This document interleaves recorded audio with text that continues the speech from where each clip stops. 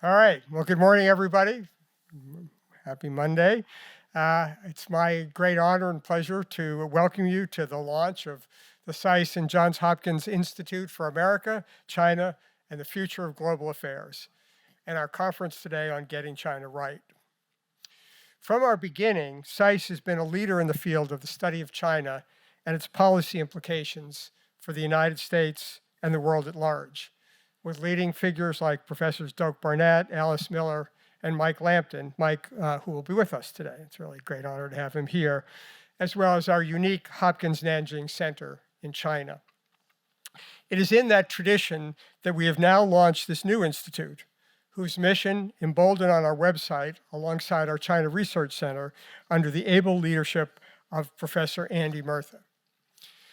The mission of the Institute for America, China, and the Future of Global Affairs, which we call ACF, is to add rigor and reason to public and policy discussions on China and the range of domestic and international issues that intersect China's global role, bringing together experts and practitioners to foster informed public dialogue, promote evidence-based research, and support the next generation of scholars and practitioners.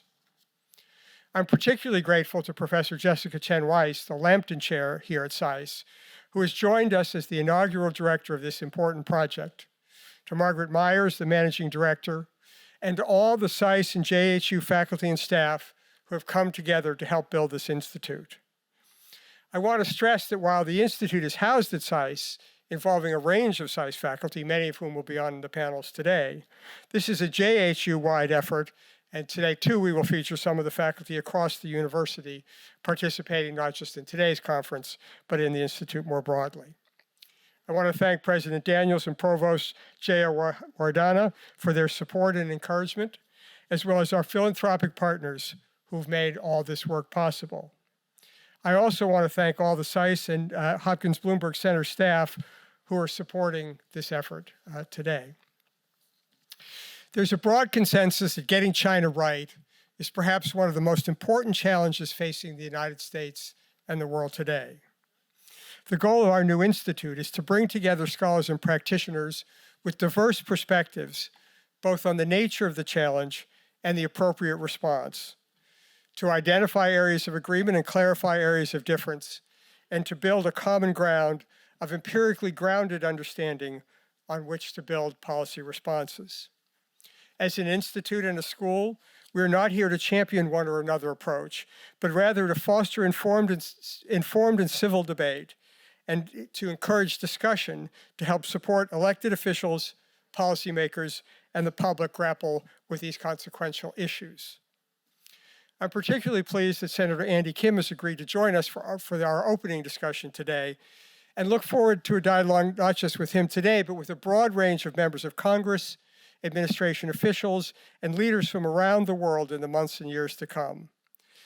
Thank you for joining us, and now over to Professor Weiss, our inaugural faculty director. Jessica comes to SAIS after a distinguished career as a scholar, teacher, and policy advisor.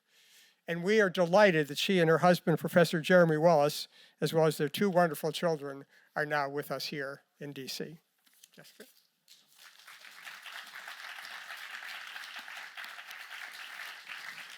Thanks.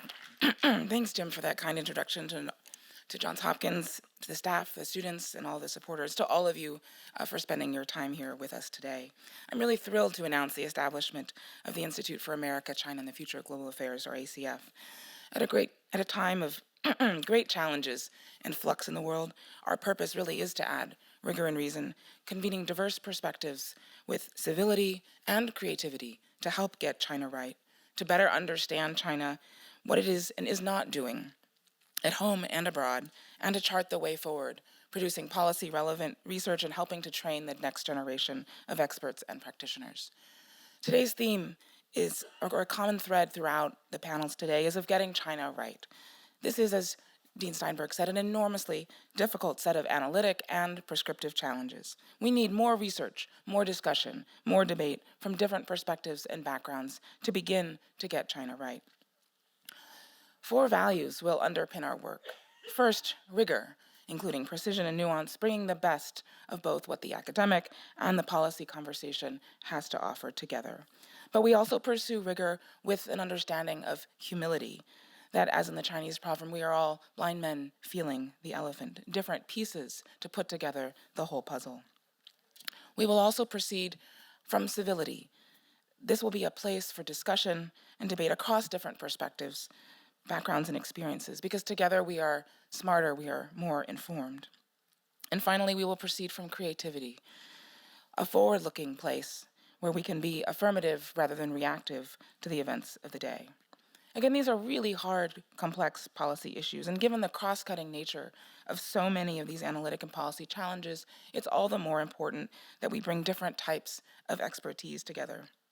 We'll help disseminate and support policy-relevant research and help broaden as well as deepen the public and policy understanding of China and the array of issues that intersect China's global role, including opportunities for those who are working on China for the first time.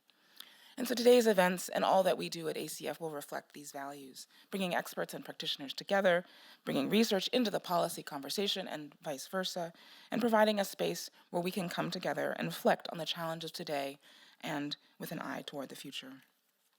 We're really fortunate to be able to draw on so much expertise here at Johns Hopkins and at SAIS, and are really indebted to the terrific faculty and staff who've already worked to shape the Institute's activities thus far, particularly our managing director, Margaret Myers, Brian O'Keefe, Carolyn Bellis, Joy Morris, the entire SAIS communications and events teams, and to across the pond, Sarah Abdullah, for her expert assistance with our inaugural report, Getting China Right at Home.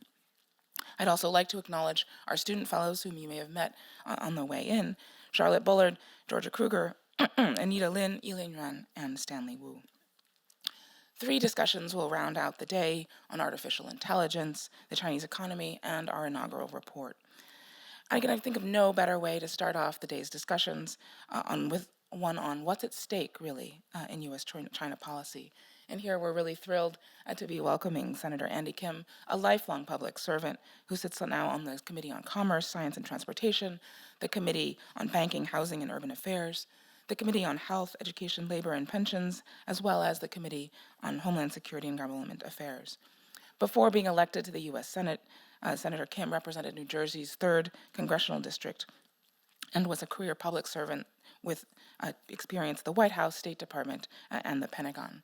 Without any further ado, please join me in welcoming Senator Andy Kim for a discussion with Dean Steinberg. This discussion is on the record and will be available to the public on live stream. Thank you so much.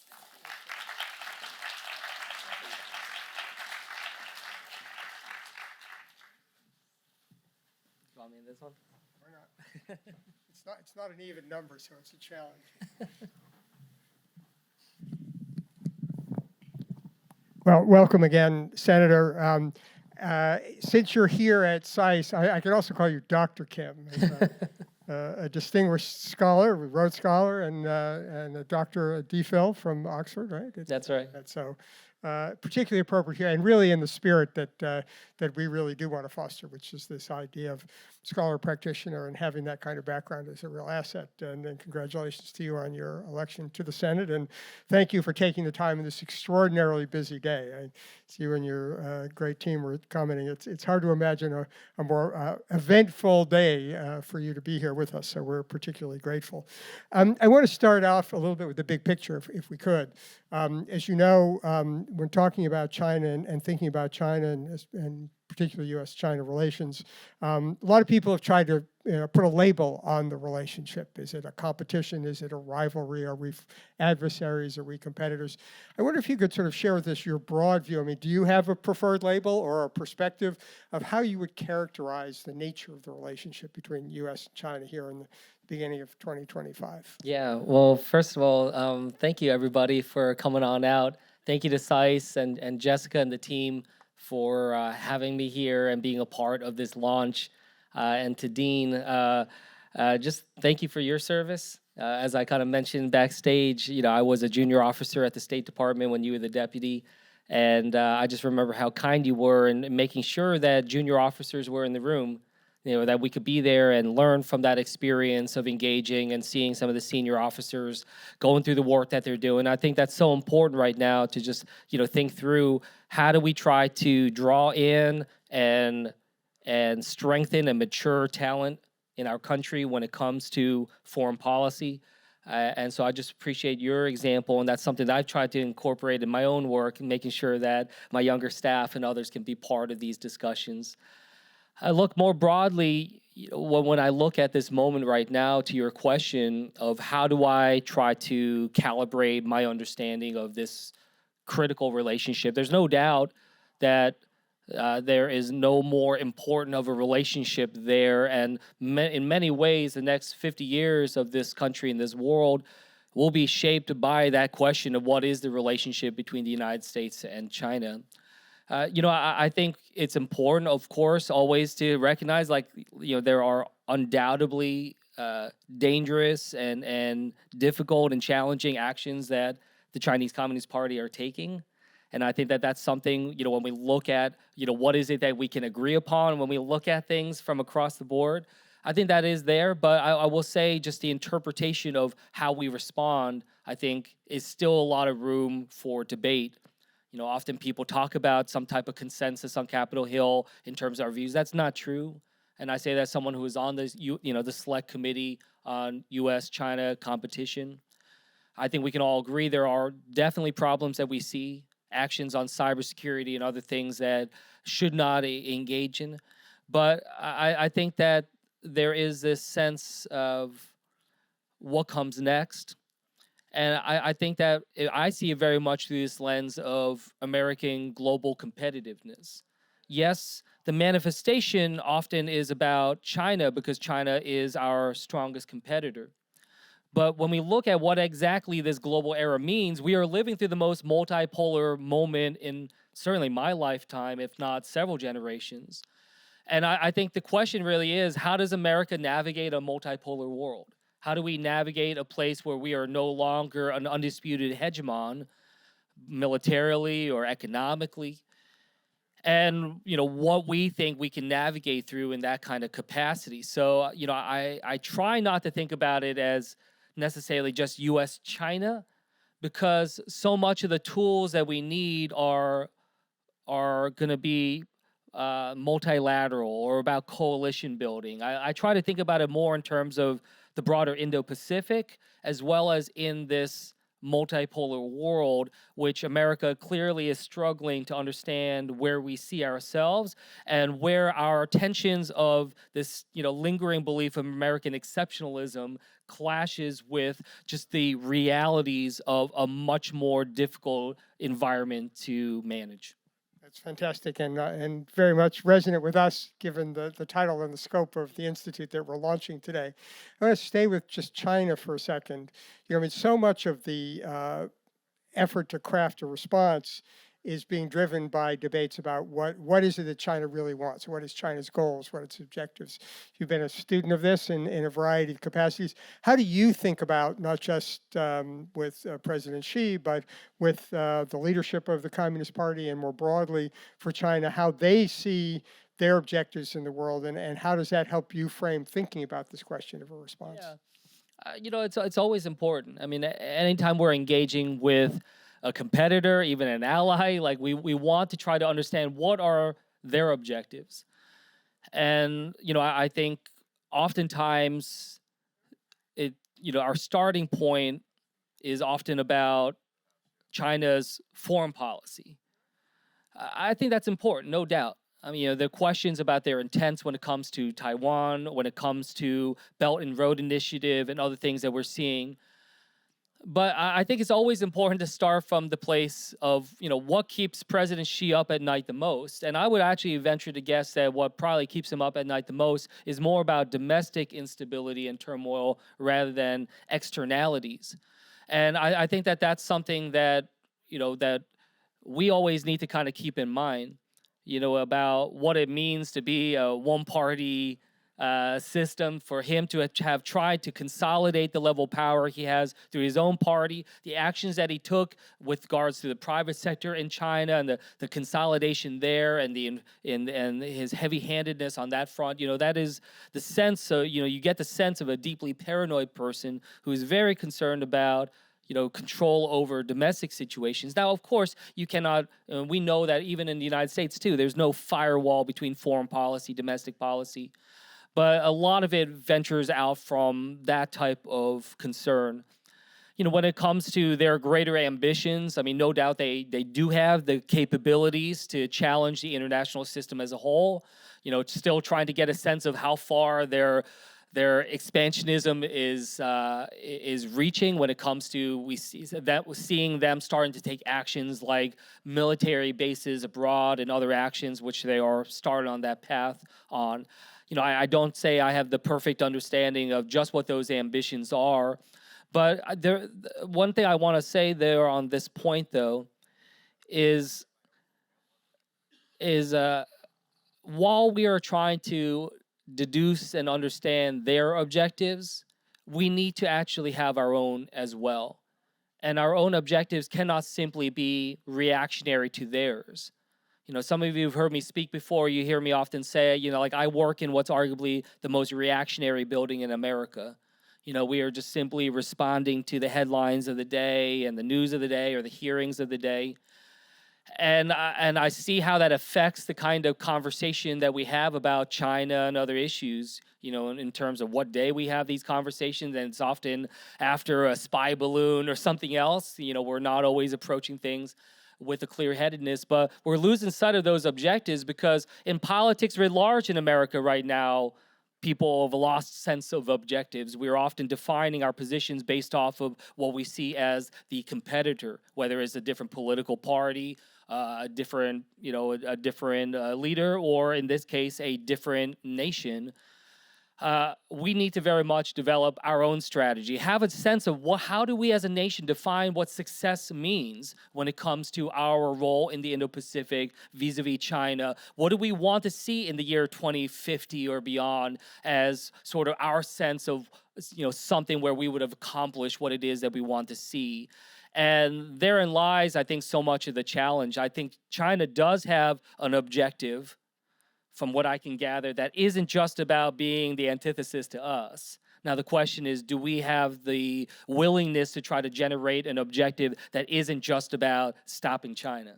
Well, that's a great way of framing the question, and maybe let me invite you to go further in your answer on that, which is, how would you define the priorities, not just for the United States broadly, which I suspect you can do very nicely, but also specifically in the context of the relationships. That is, how should our national priorities relate to our strategy in dealing with China? Well, I think part of the problem is that we're entering this new era of global politics right now. This is clearly a paradigm shift moment. The shift has already happened. We're in the early stages of a new era.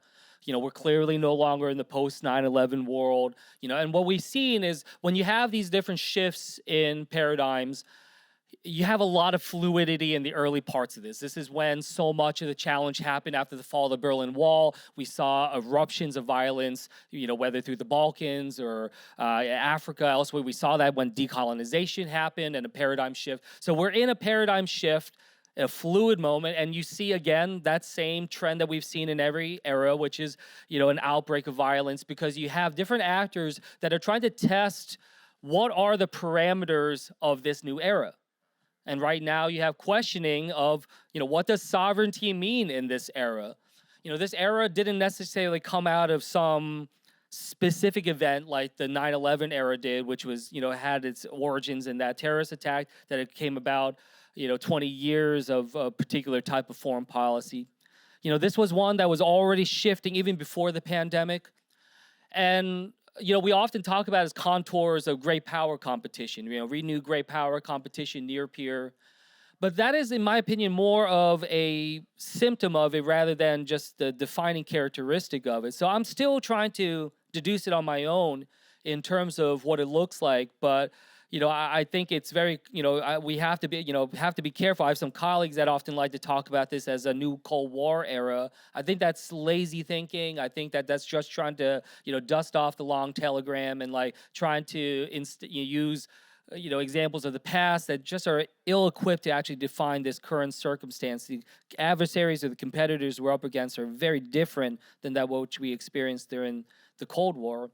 But I think for my end, if I were to look at some objectives, I personally, think that yes, there's still a role for us to try to continue some of the architecture of stability that was created through some of the previous eras. In these fluid moments, the thing that's the hardest to achieve is predictability, right? Like as someone who works in national security, the thing I hate most in life is unpredictability. There's a lot of it now. But, look, we can see just as we face right now within our own debates in this country, there are a lot of questions about whether or not the international system that we played such a big role in creating, especially since World War II, benefits us or not. I mean, I think that that's something that we struggle with right now as a country. And I worry about that because in many ways, I do think that that President Xi very much would like to see a destabilization in a lot of the international system architecture. And it sometimes feels like we're helping him do that work for him. So, when I think about it, like how do we try to create a more predictable world? Trying to think through what multilateralism means in this time, in this era. Also, look, I mean, I think we would benefit from, like, when we look at what's happening in the Indo-Pacific, I personally think, look, I think we would benefit from not seeing any nation become a regional hegemon in that region. That is a region where we see a multipolarity, whether India, Korea, South Korea, Japan, and some of the work we're trying to do with the trilateral there, and China, being sort of three nodes, ASEAN being a node on its own. I think if we were to see a regional hegemon, emerge from that, very clearly emerge in the Indo-Pacific. I do see that being very destabilizing for that region and for globally as well, just given its dynamics. So, therein lies questions, like what role can we play in trying to stabilize? Is that a natural objective of ours to try to engage, build a more multipolar system within the Indo-Pacific? Those are things that I'm starting to think about. But that is something that I think we very much need to push ourselves to codify. So you mentioned sort of the unraveling of some of the order and the institutions that had underpinned the stability in the region for a long time. And one of those is clearly the economic leg, the economic pillar. And, we see a lot of questions about whether the international, multinational trading system, financial system can survive these geopolitical tensions, whether it's in trade and the obvious demise of the WTO as an agreed forum for dealing with sustaining trading relationships, or even in the world of currency and finance, the questions about trying to create alternatives to the dollar as a global medium of currency and of finance. How do you see this now, not just in the region, but more broadly, and particularly in light of what we see as the sort of, whether it's decoupling, de-risking, these fault lines that are developing in terms of both the U.S. national interest and what possibilities there are for building a new architecture to deal with them? Yeah, I think there's, this is why I was saying earlier that I think some of the talk about new Cold War, it's not precise because, so much of it based off of the economic side of things, like we when you look at, for instance, China's integration within the international economic system, I mean, sure, it hasn't been something that has liberalized and democratized that nation, but they are undoubtedly embedded within it, much more so than the Soviet Union ever was.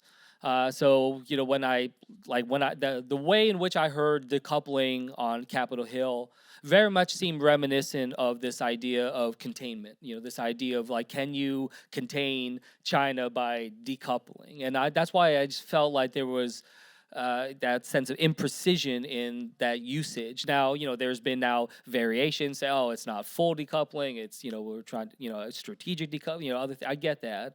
But I think that's why some of these types of attempts to be pithy with our understanding of this have kind of fallen short, because I think it misses some of the nuance there. I think generally where I see things right now is I do think that we can find agreement on the need for us as a nation to make ourselves more resilient to global shocks, whether they are natural shocks like pandemics or disasters, or man-made shocks like potential cybersecurity attacks, and or you know tariffs and trade wars and other things that are happening. uh, so, like, for instance, I think it makes a lot of sense, and I think there should be commonality across, all the political spectrums in the United States. Yes, we want to make our supply chains more resilient, a lot more than we need to think through in terms of, securing, rare earth, critical minerals, being able to have a sense of our own manufacturing capabilities. But and look, and part of that also includes us engaging in our own workforce development, right? Like with the whether it's actions that we did with the Chips and Science Act, or when we look at this question about immigration in America right now. So often we think about solely based off of our southern border, rather than thinking about immigration as one of the greatest sources of workforce talent development that the United States, or frankly the world, has ever seen. Those are the types of conversations that I wish we could have a lot more of. The challenge that I see right now is a real concern about what this new era and the challenges we face mean in terms of our own position within that system. So, for instance, right now we're having a very serious and, I think, frankly, dangerous debate in terms of how it comes out about whether or not the United States is going to continue to engage or withdraw from the international world to some extent. I do think we're seeing the largest rise of neo-isolationism that I've seen during my lifetime.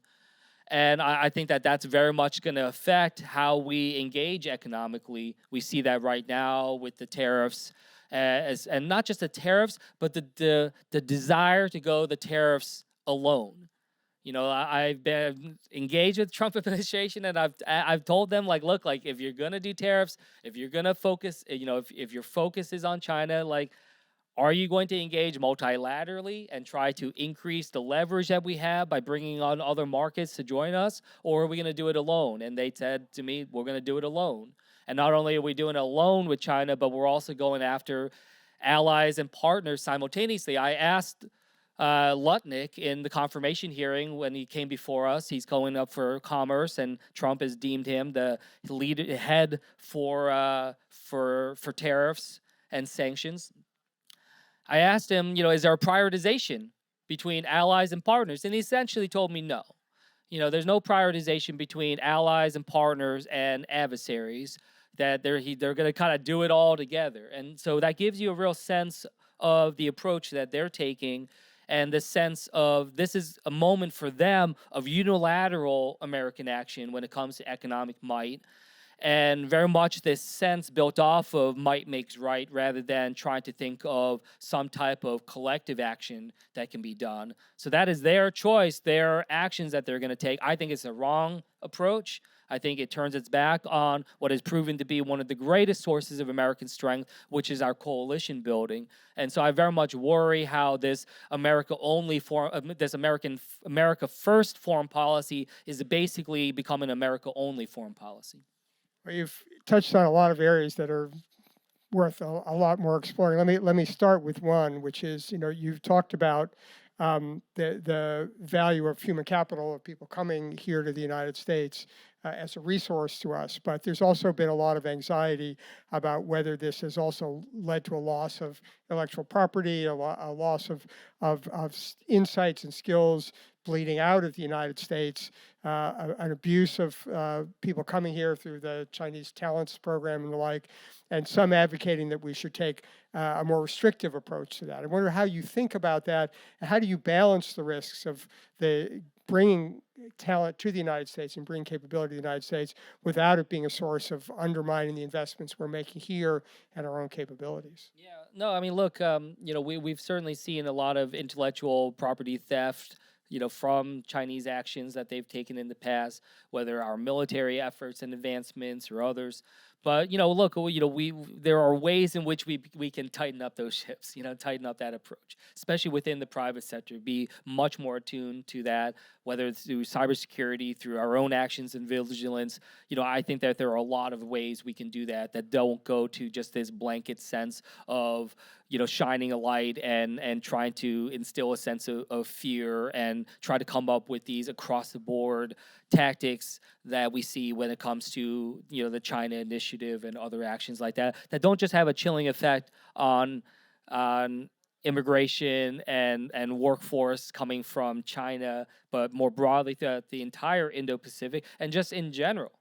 Just this level of hostility towards the sense of people wanting to come, and you see that with some of the most recent debates about like H-1B visas, for instance.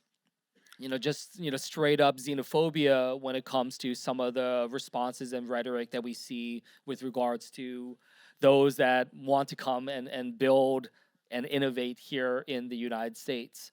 So I find that to be really frustrating that we're using this kind of scare tactic that is ultimately going to hurt us in the long run. I don't discount that there are legitimate concerns and threats that we face within our U.S. government, a lot of actions that we've taken when it comes to security clearance that we're continuing to try to strengthen and hone. But that shouldn't lead us to this just reflexive, knee-jerk reaction for just across the board cuts and attacks.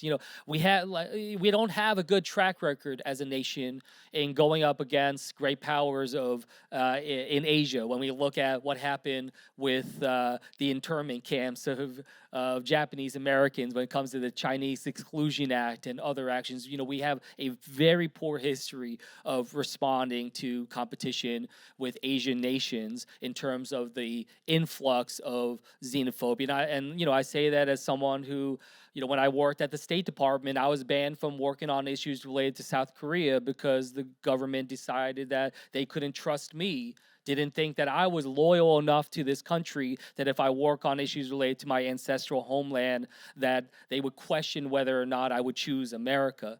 And I just found that so humiliating, honestly. It was just so offensive to me that kind of just gave me no course to be able to appeal. And I just remember there was the people that were there at State Board. They were like, hey, look, well, I was working on Middle East issues. I wasn't even trying to work on Korea. I just gotten back from Afghanistan, serving my country there when I got this notice. And I just remember thinking, I'm never going to get a shot of working on the 7th floor or elsewhere if I can't work on issues related to the Korean Peninsula. People questioning my loyalty. Those are the types of actions that I think are just, are certainly beneath us as a nation, and we should very much steer clear of. Powerful story. So another part of the debate in terms of thinking about the strengthening of the United States and our capabilities is around technology itself, right? And there's, the Biden administration's sort of nominal characterization of its approach as the small yard, high fence and the like, and now some questioning about that in light of DeepSeek and the fact that China was able to develop an open source LLM with reasonably high end, but not top line NVIDIA chips. How should we be responding to this latest development? Does it cause us to rethink the export controls either by being even more broad and expanding the yard, or does it lead you to think we should take a different approach? Well, look, I'm happy to engage in some of these questions about export controls or other things. I'm on the banking committee. I'm the ranking member on the subcommittee on national security that oversees CFIUS, outbound, inbound, other types of things that we can engage on. But so much of the focus has been on those tools. And look, when you're in a competition, when you're in a race, yes, you can win a race by slowing down your competitors. I was just playing, Mario Kart with my kids. I get it. But you can also invest in your own agility. You can invest in your own capabilities, your own strength, your own speed. And so, I keep trying to push that sense, and again, I raised this to Lutnick in the confirmation hearing. is he like, what does he think of chips and science? Because when I hear the president saying that was, that was a bad deal, when I hear him saying it was atrocious, what kind of signals is that sending? And like, even on that select committee on China that I was a part of, which, many people said was, one of the better examples of bipartisanship. And I'll agree with that in terms of our abilities to engage with one another. But we just hit some fundamental impasses as a committee when we were trying to go through what it is that we were going to try to recommend to the rest of Congress, because every single Democratic member of that select committee voted for chips and science, and every single Republican member of that select committee voted against chips and science, and it just caused just this absolute tension when we ourselves, as perhaps the leading edge of this attempt towards bipartisanship on this issue, could not agree to a sense of what does industrial policy mean in our efforts to try to mobilize our innovation forward for this next generation and try to compete with competitors like China, where we see a tremendous amount of governmental engagement and support in their development. And so that's where I'm trying to get a sense of with the Trump administration is, do they see any room for it? Now, Lutnick told me he's open to a 2.0. I asked him, is there a 2.0 that you consider, not necessarily for just semiconductor manufacturing, but, could we do a 2.0 on AI, a 2.0 on energy technologies or other things like that that we see as critical to our capacity to lead the innovation of the future? He seemed open to it, but I just don't believe that he's speaking for the president. And that's something that we very much need to think through. We built a bipartisan coalition for chips and science. I think it's still alive, that coalition. So I just raise that as saying, yes, look, we can talk through how to dial and calibrate our thoughts on export controls, on other types of actions. But ultimately, what is going to allow us to out-innovate is the same thing that allowed us to out-innovate at every other moment of incredible American, strength, which is through our own ingenuity, our own capacity to drive innovation and technology. And I firmly believe we need to do that again, but we're making it so much harder on ourselves right now because of this, because of these, self-inflicted wounds in our approach on immigration, on so much other efforts that are out there right now. And I worry that that's ultimately what's going to stand in our way. So you talked about the value to us of our partnerships, and I'd be interested in having you reflect a little bit about the nature of our engagement in the Indo-Pacific in particular. We've got a range of kinds of relationships. We have the bilateral relationships with key allies. As you mentioned, there's been an effort to build a trilateral relationship with the U.S., Korea, and Japan. We at SAIS have been a little involved in that on the technology side. There's the Quad. There's the U.S.-ASEAN relationship. How do you see the structure of our engagement here? What would you like to see this evolve to in terms of how the U.S. interacts with the region? And is there a place for structures that aren't just among the like-minded that exclude China, but for other kinds of arrangements that do actually bring China in as well? Yeah, and this is an area where I think there's a wide agreement that, a number of these initiatives like the strengthening of the Quad, the Trilat, AUKUS, I think there's wide agreement that, these are helpful. These are useful. Now, the question is, what will these look like when times are tested? And that's another question. And also just how do we try to build upon this and ultimately try to get to where we need these multilateral relationships to be? And therein lies, I think, part of the problem. So much of our rhetoric over the last couple years, especially over the last 2 years, we're engaged in this sense, again, of just new Cold War, U.S. China being sort of the main game in town. And I'll be honest with you, as I went around the Indo-Pacific and talked to some of our closest allies and partners there, they were very suspicious of us and very suspicious of these multilateral efforts because they were telling me, like, we don't want to be just some pawn in your great power chessboard. They very much saw us as using them in that kind of broader vein. I mean, South Korea is a perfect example. South Korea is like, are you talking to us because you see intrinsic value in engaging with us as a nation? Or do you see us because we got North Korea to our north, China right around the corner, Japan across the water? Like, are we only valuable to you because of our proximity to other things that are of higher priority? I hear that all the time when I go down to ASEAN nations and us talking to them and them being like, all you want to talk about is about, what maritime fishing challenges we're having with China. We got other things that we need to engage in with, other questions that we have, especially when it comes to American development. This is what led me to try to see if we can supercharge tools like the Development Finance Corporation, for instance, where we are literally holding that organization back from its full potential. We are standing in our own way of allowing that to be able to become the kind of tool that we need.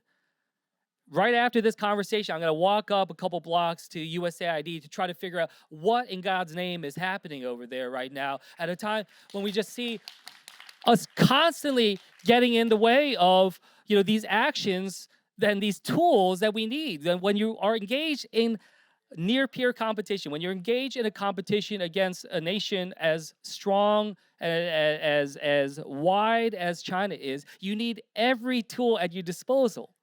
Not just military tools, every tool. And so, when other nations see what's happening this past weekend and what's going to unfold this week up at the Ronald Reagan building, the place where I worked, my very first day that I ever worked in the U.S. government was over there at the Reagan building. I still remember how proud I felt walking into that building and be able to serve this country and to be able to serve a country that believed that our strength doesn't just come from our might, but also our capacity to try to lift up others around the world, that has led to the reduction of poverty around the world, fought against some of the great diseases in the world. The denigration and the dismissal and the disrespect to that important part of our foreign policy sends reverberations around the world right now, where other nations, other partners are saying, hey, look, if the U.S. government, if the White House is just going to dismiss part of their own government, what are they going to do to us? What are they going to do to us as some throwaway partner, on the other side of the world? It gives people no sense of what the American, like the way I say is, what value is the American handshake today? When people shake our hand and do a deal with the United States, do they believe us? Is that something that they can rely upon? Absolutely not. And that is ultimately going to be what that hurts us the most right now. We've talked about it, the importance of military deterrence, the importance of economic strength, investing in our own innovation, engaging in these types of efforts. That means nothing if people don't think you're reliable, if they don't think that you're going to stand by your own principles and be able to engage. You can have the strongest military, the largest navy in the Indo-Pacific, but if people don't think you're going to use it, if people think that if something were to happen, all we're going to do is bicker and argue with each other down the road and not actually be able to do things, the rest of the world is questioning whether America can actually make decisions right now. And I think I can see why they question that, because I literally have no idea what is happening, within this administration. And what's sad about it is, from what I see, it's not just a policy debate. We could have a legitimate policy debate about whether or not foreign assistance plays the important role that we think it does, or what kind of priorities. It's not that. It's that this administration clearly relishes throwing public servants into chaos. They are relishing this idea that people at USAID have no idea whether or not they show up at work or not. They could have done this in a very different way, but this is designed to create the maximum level of chaos and instill a sense of fear and disrespect in public servants. And that signal that it sends around the world today, it's just going to make us weaker.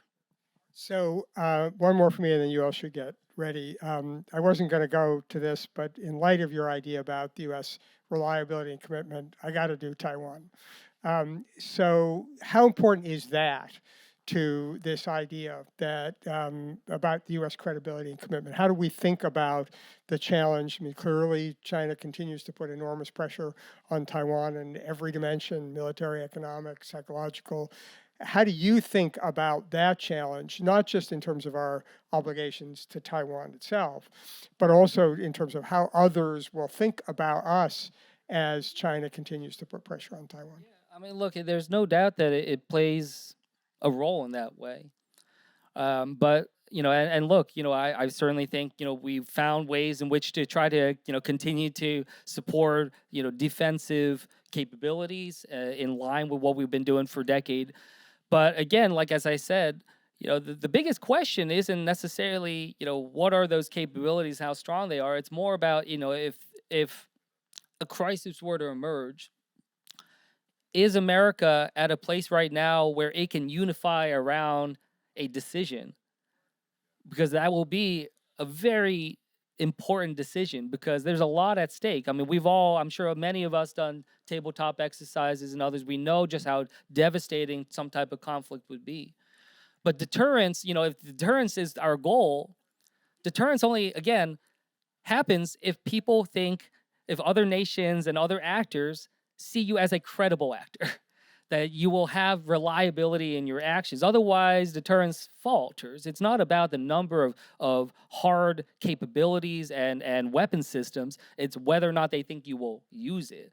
And right now, I mean, I don't see how anyone can look at the United States and say that is a nation that will respond in unity to a national security crisis.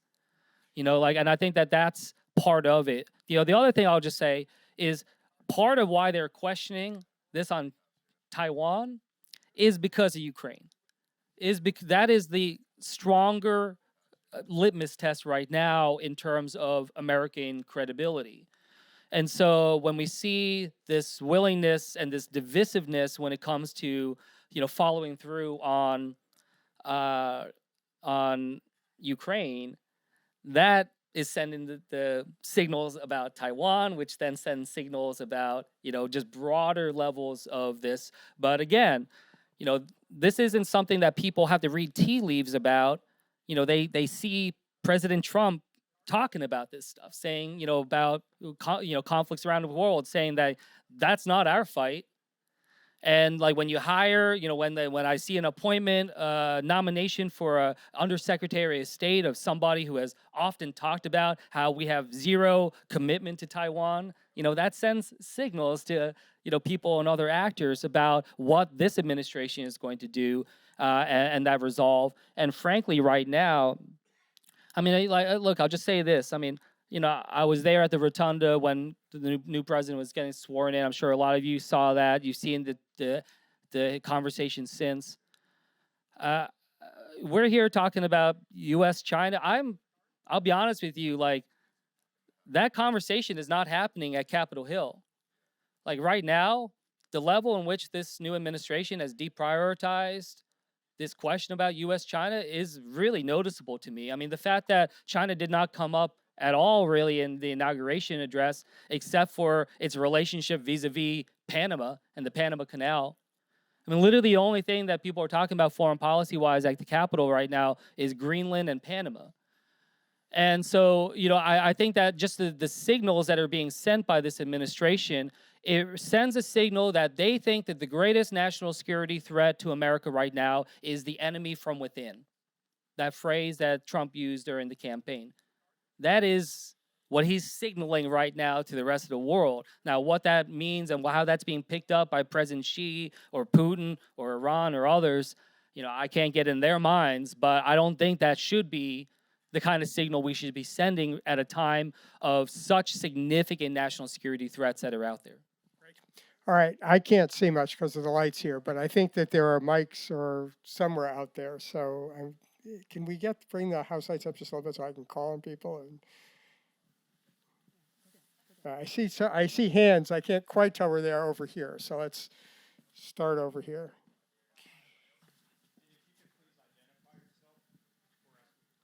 Thanks so much. My name is Joshua Keating. I'm a reporter for Vox.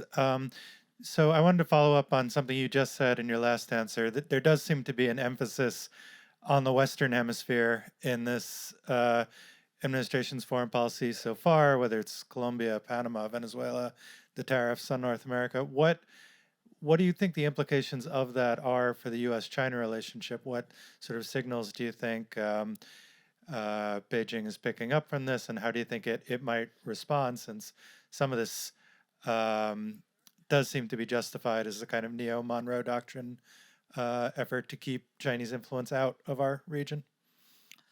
Well, two things there. I mean, it's simultaneously, it's not just about Western Hemisphere. It's about, if you look at the actions, it's very much inward focused, in terms of that type of a sense of homeland security in that vein. But you're right, it also has this bizarre like territorial ambition component of it too. So it's very, like these are the inconsistencies which are there in terms of simultaneously saying, we're going to just focus in ourselves while also saying, well, we want Greenland as well. And so, that clearly is the main signal being sent right now. And I think that it sends a signal to our adversaries and our competitors that we are distracted, that we are not focused on some of these other, concerns that I think are much more concerning, in terms of national security threats to the United States. And this idea that why can't we do both? Why can't we engage in, looking at our threats across the board? We are a very powerful nation. We should be able to juggle more than one ball at a time. And I find this, that signal that is being sent right now to be really alarming in terms of that inability, as I said, when I talked to Lutnick, the clearly no distinction in any meaningful way in distinguishing between our actions towards allies and partners and those of adversaries and competitors. Okay, so there's another hand nearby there. Thank you very much. My name is John Raviv, Senator. Thank you for being here. Thanks for taking the questions. With what's at stake in U.S. policymaking on China being the topic here, sorry for the simplistic question, what's your perspective on what Congress can actually do? Because it seems like a lot of levers right now being pulled with regards to foreign relations and other things are coming out of the executive branch alone. And bigger picture, if I think about this administration and also previous administration going back farther and farther, there seems to be this concentration of power in the executive branch that the legislative branch is giving up. So what's your perspective on the legislative branch, regardless of who's in charge, party-wise, actually taking back its rightful place as being an equal part of government rather than just going along? Yeah, no, I mean, it's a great question. And it's one, as you rightfully pointed out, that transcends just the most recent years. This has been a long-standing trajectory that we've seen in terms of the consolidation of power in that way.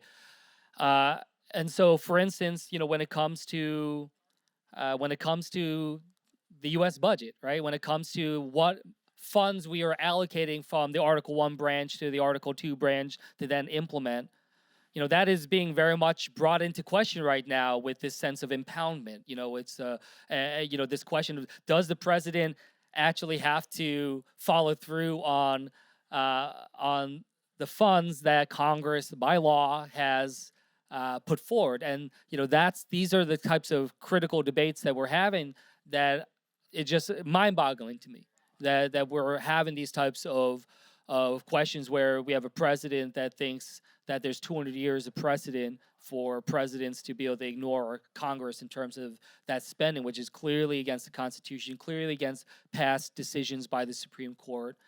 When it comes to these actions about tariffs, when it comes to actions about sanctions, other types of actions where Congress can have a greater role, we're seeing a withdrawal from that. And we're seeing that even so clearly as some of the most tangible things like these nomination hearings right now.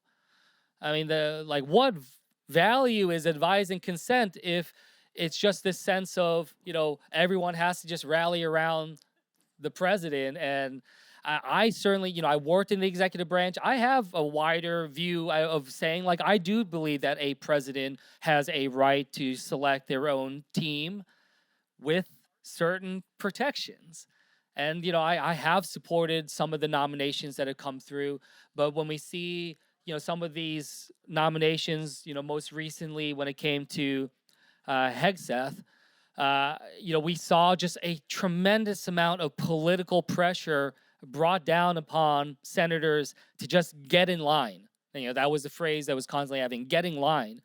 So what you're witnessing there is that abdication of what little levers Congress has left when it comes to foreign policy, and this capitulation to this president, continuation of that belief of that unitary executive theory that is so clearly in the minds of people like Russ Vought, who may very well lead OMB, and others that believe that Schedule F and other tools are very much legitimate when they shouldn't be anywhere close to being able to be implemented. So you see that as certainly a diminution of Congress's power, much more of this sense of the all-powerful executive. And when it comes to foreign policy, I very much worry about that. As someone who's worked in both branches, I've gotten a sense of the real challenges there, and also how weakened the oversight component has become. Like, hearings are just like theater now. Like, everyone's just trying to get their, like, a 5-minute viral video rather than conducting actual oversight and using that in the way that we need to. So I worry about that. I'm not going to kid you. I think this is it's very depressing to see just how much members of Congress are willing to just hand over that authority and that power over to this president. Okay, looking for hands. Brittany, why don't you help me out, because I really can't see people, so. Hello, Lindsay Howard from Bloomberg, all fans of yours. First, thank you for this extraordinary launch at a critical time. Senator Kim, I wonder if you could go further into your very apt description of this is not the new Cold War and the failure of imagination and even the failure of historical analysis, one might argue, that underpins that assertion. Could you go further in your own policy prescriptions about what new working paradigm we might be looking to in the paradigm shift? And are the high-level bodies in the White House, coordinating bodies in the White House, especially on economics, from Papa Bush, Clinton, W. Bush, and Obama, do they offer a better working paradigm for looking at these issues today, particularly on the economics and geoeconomics front, so that, to retool Bob Zellick's phrase, we can both be responsible stakeholders? Thank you. Yeah, no, thank you. And look, I want to just kind of pull out from the last couple questions. Like, I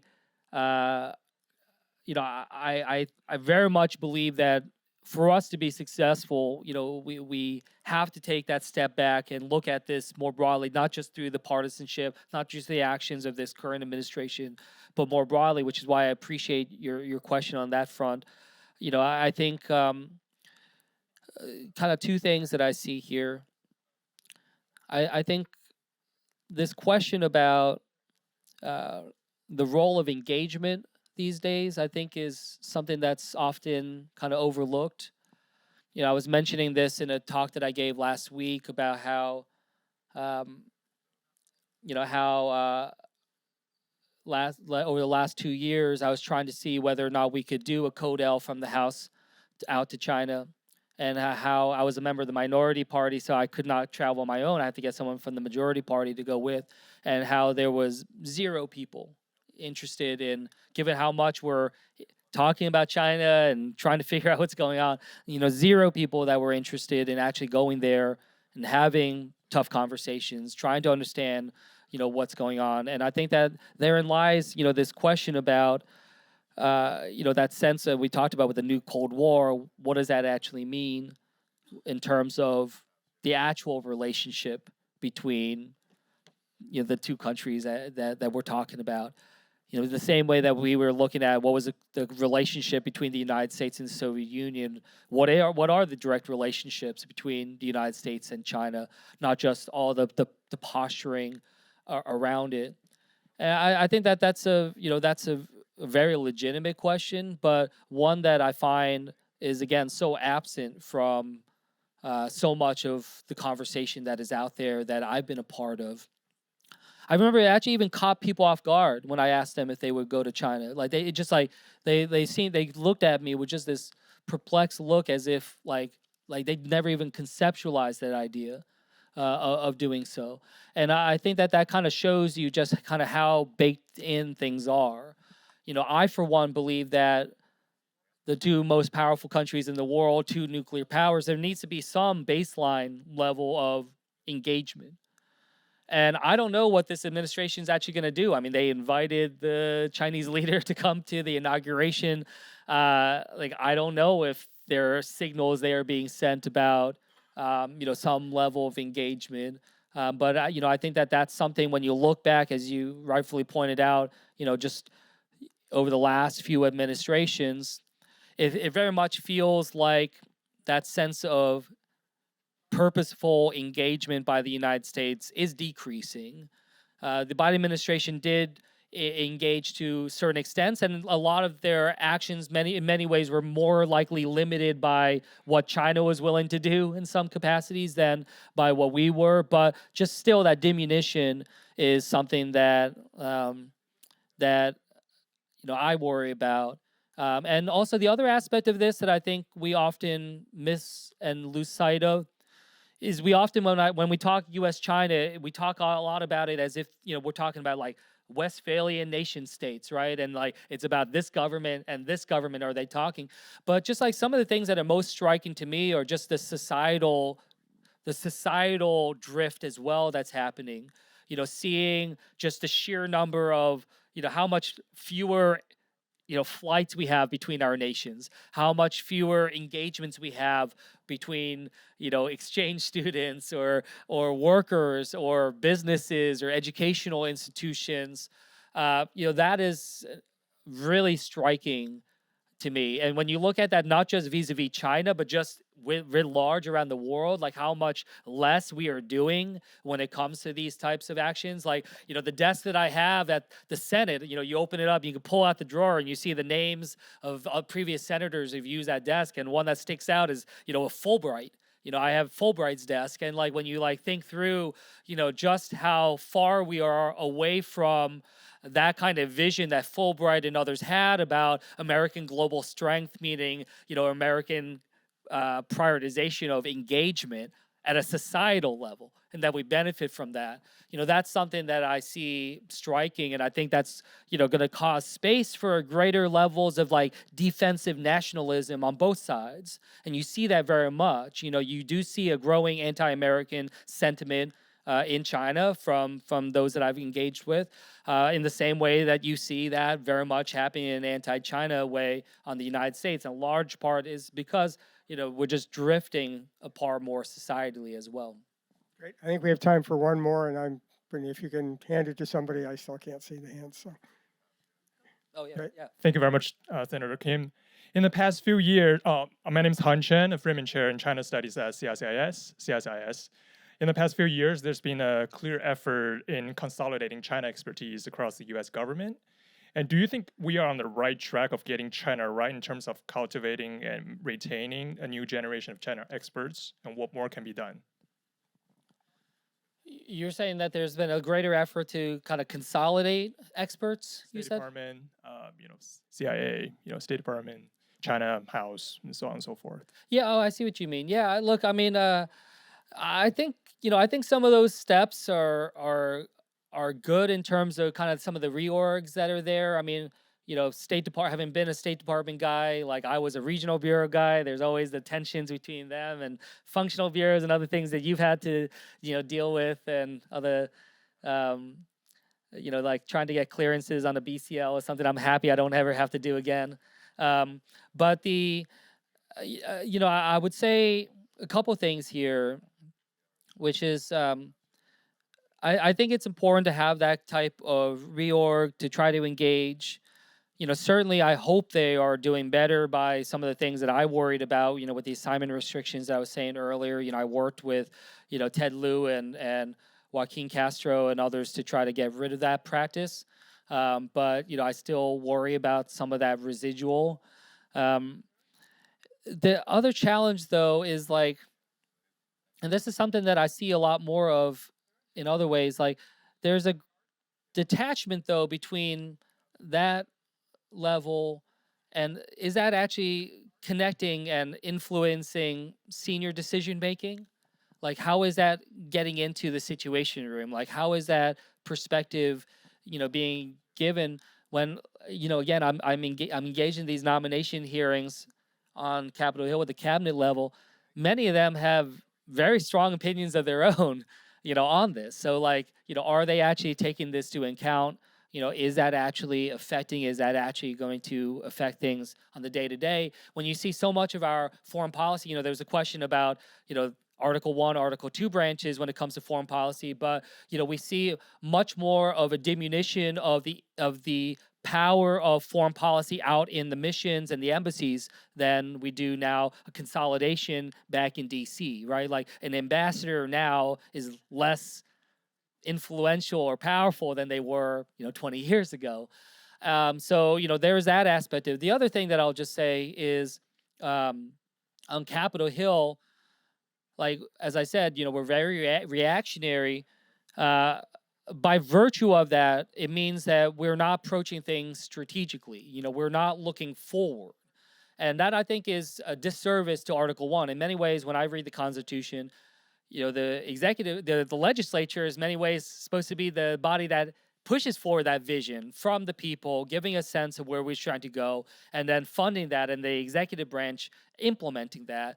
But very much that has become reversed. And, I've proposed in the past, I'm like, can we have some type of policy planning operation on Capitol Hill, something that allows us to look out a longer horizon, 10, 20 years, try to understand where our legislation is going. And you would think that by virtue of the Supreme Court's decision on gutting Chevron, on the Chevron deference stuff, you would think that that would then say, oh, we should have a greater level of expertise on Capitol Hill now, because we're the ones that need to give much more precise language when it comes to what the executive branch is trying to do. But you see, simultaneously gutting of the executive branch's ability to have experts driving some of our actions, but no level of investment on the legislature side to actually counteract that. So I do worry about this broader sense where, people down the road, they're being attacked for being experts. There is right now this sense of experts being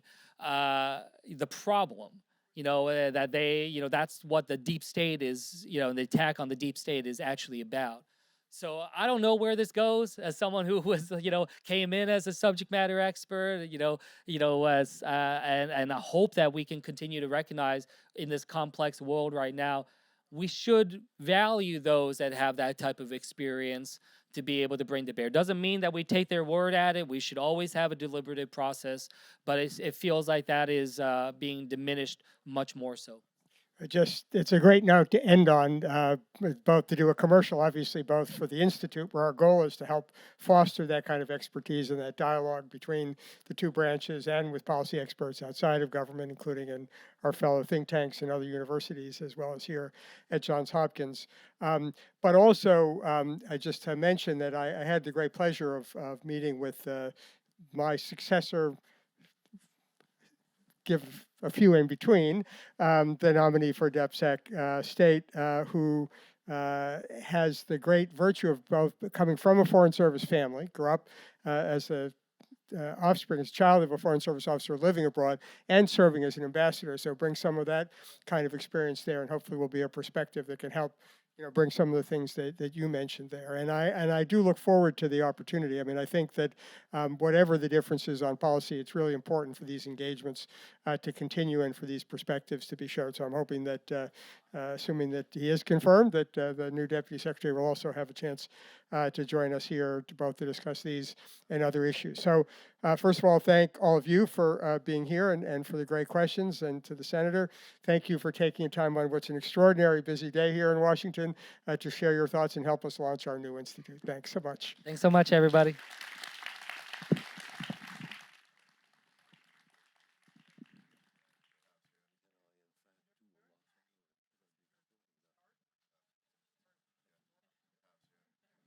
I'm doing, which is grabbing this. I also want to invite our next panel to come up. We're going to have a panel on AI, and we're going to go straight to that. So please keep your seats, and I'll invite the panelists, the next group, to come up and join us. How are you? Good to see you. Maybe we should just skip the panel and continue the conversation. He's going this way. Thank you. Yep. Thank you. Good morning, Jim. How are you? Nice to see you. Thanks for doing this. Good. Hello, Jim. I'm good. How are you? Kathleen, welcome. Thank you. Hello, Henry. I get to see you too rarely. I have to structure a panel to get to see you. We've got to do something about it. Jeff, sit over here, and I'll see all of you at once.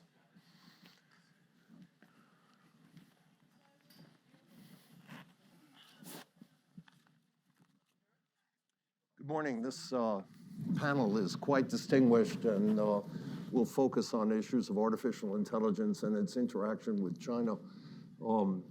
Jeff Ding is a professor at George Washington Political Science. There's a wonderful book out this last year on technology competition amongst great powers.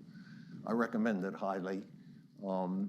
And Jeff was already esteemed before this, even as a graduate student, for his knowledge of Chinese artificial intelligence efforts. Many of us beat a path to his doorway in that context. Henry Farrell, professor at SAIS, well known to many of you, also has a wonderful book, Underground Empire, most recently. He has other books as well. I recommend it, and I think you may be able to cite this panel, and if you buy both, get a discount for the package acquisition. Kathleen Fisher, to my knowledge, has not published a book, but as a program manager at DARPA was a formidable force in emphasizing the potential from formal methods for creating cyber protection.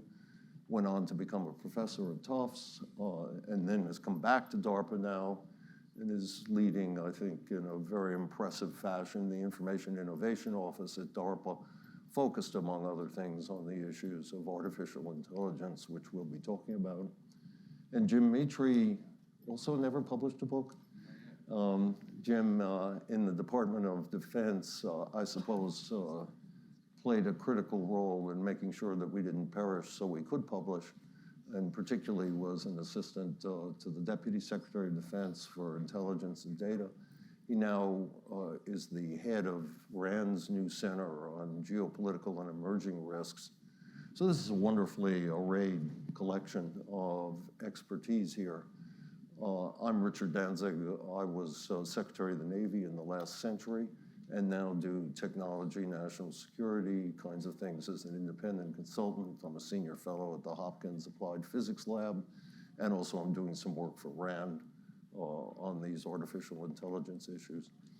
So I thought we might start by asking you, Jeff, if you will, to comment on the hot news of the moment, DeepSeek, not because I think it's so necessarily formative, but because amidst all of the uproar over various things that are happening in the political arena, DeepSeek managed to capture the headlines and affect stock markets and people's thinking.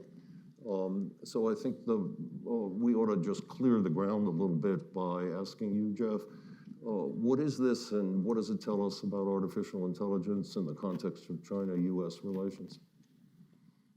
Great. Thanks, Richard. First of all, I can barely remember my own bio, so I'm amazed how you were able to recite all of ours without notes. Let me start with DeepSeek from a technical perspective. The paradigm of AI development since GPT, the OpenAI's generative pre-trained transformer, follows a scaling law where we throw more data, more computing power at the problem, and we get better and better performance from these models.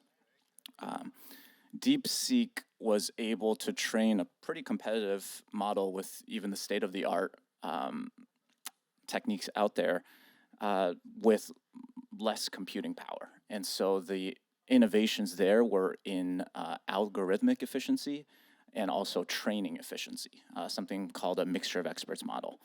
I think from a big picture perspective, what I take away from this is it is really hard in something like a general purpose technology for one country to monopolize innovation.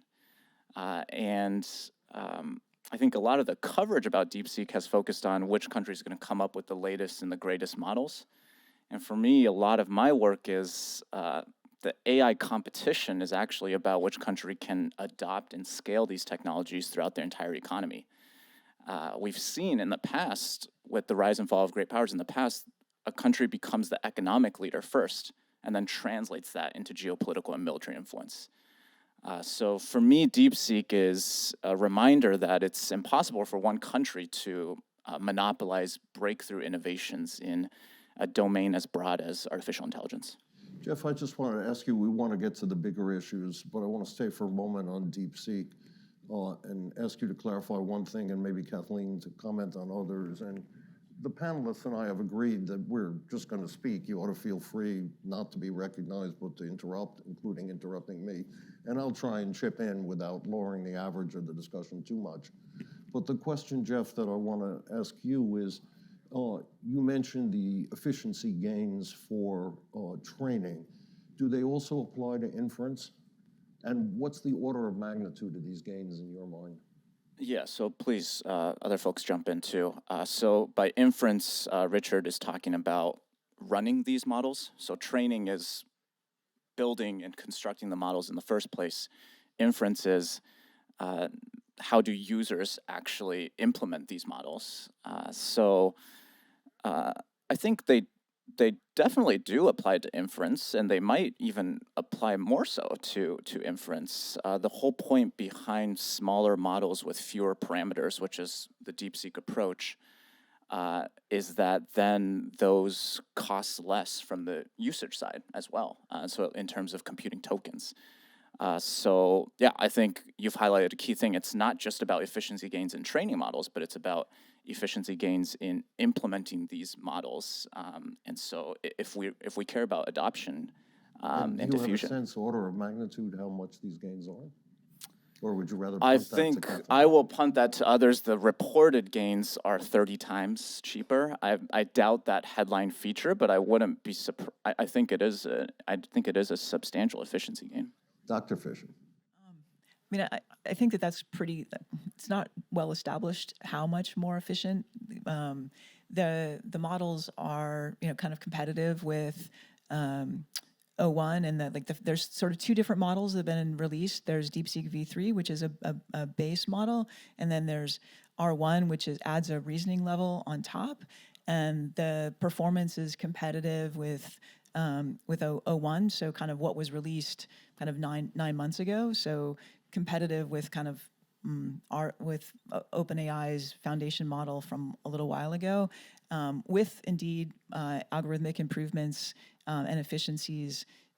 But the jury's out a little bit on how much more efficient, because you have to, the number that's kind of been picked out of the paper is, $6 million, but that's for a slice of the actual overall pie. So, Semi-Analysis, which is a company that does market analysis in this space, suggests that, the capex of DeepSeek is like $1.6 billion, and the cost of maintenance is like $944 million. So I think the actual efficiency is, it's a lot more complicated than the $6 million number that is causing everybody to panic. So I think that there's a lot, and the actual cost of the O1 piece, the reinforcement learning piece, was not reported in the paper. So I think there's a lot. I mean, the accomplishments. There's very impressive accomplishments, and there's very impressive research accomplishments in the paper. And the fact that they published the results are that's super fantastic from a research perspective. Like, a lot of the advancements that we're seeing out of the U.S. foundation companies, they're not publishing them. So understanding what the state of the art is on the U.S. side is completely opaque. So we now can see a lot more about what is the best ways, what is effective. Was published in the DeepSeek paper. Is everything published? What does it mean to be open source in this context? So they published some of the algorithms and they published the weights as opposed to like in what we've been, so Meta has been publishing the weights of their models, whereas the other foundation model companies are not publishing. Do we know everything? No. Could you say a little bit about what we don't know? We don't know the data. They didn't publish that. Yeah. And so there's good reason to believe that they were engaging what's called model distillation, where they're constantly querying another model. In this case, it looks like ChatGPT, in order to discern some of the insights in terms of how it could respond to certain questions, and then trained on that data set, right? So we don't know if that's necessarily the case, but the fact that you ask DeepSeek what kind of model it is, it thinks it's ChatGPT, suggests that perhaps it was very much engaging in that practice. So if it was truly open source, it would also release the data, and you'll be able to understand, no kidding, what's it actually training on. Right, so we know that once you have a really good model, making another really good model is a much easier problem than making a really good model from scratch, from like pure scratch. Rand, Jim, has made much, Selin Evel's work, about protecting weights. But it seems like Meta and DeepSeek are giving away weights as public goods free. So how do I reconcile those two things? And is it meaningful? This begins to get towards the question that we centrally want to talk about, that Jeff raised about how you might restrain or direct competition. Is it meaningful to restrict weights when other people are in their models giving them away? So I want to answer that, but start by jumping back to Jeff's point about whether or not a monopoly here is feasible, and if so, under what conditions? Because I think that's a really critical question, a monopoly in terms of the general purpose technology itself. And that's where DeepSeek, I think, actually at a strategic level isn't all that surprising. I'd say this is an example where we've had strategic warning that DeepSeek or something like this could arise, but it's the tactical surprise of actually seeing things come together. So, for example, the fact that a Chinese tech company can engage in innovation isn't just imitating the United States and others, that's not surprising. The fact that there's algorithmic advances that can help offset a lack of compute, that's not particularly surprising. And then to this point, the fact that the gap between the frontier AI models, or the ceiling, and the floor, and what's openly available online with open weight, or in certain cases open source models, isn't that large and can be measured in months and not years, that's not particularly surprising too. I think seeing all these things come together in DeepSeek was tactically surprising, and what it emphasizes on this question of whether or not a nation state could potentially develop a first mover advantage and a monopoly and some sort of AI breakthrough suggests that that kind of breakthrough would be fleeting, right? That your ability to handle that moment in time would really be measured in weeks or months, not years or decades. So when it comes to this question of like AI security and how do you think about that, well, if your algorithms are really important and you're a leading AI lab or you're a nation state that doesn't want others to get access to it, there's a lot more you probably need to be doing to invest in AI security. There are things in this case that OpenAI probably could have done a little bit differently to limit the model distillation practice that I mentioned. They could have limited the number of queries that you can ask of a model on account. So when humans interrogate a model, we tend to read the response before querying it again. When a machine is interrogating a model, it can do it in rapid fire and just kind of cruise through and get a lot more data out of it. There are other practices like that you could engage on from an AI security perspective. But whether or not you want to do that is really the question. If you want to secure the algorithms, if you don't, and there's good reasons why certain companies like Meta are engaged in open source, then there's nothing to preclude the broad dissemination of the technology. Well, that's very helpful, and I think we want to get to the big issues, but I still have this nagging unclarity in my mind, and this, I'm hoping you can help me with it.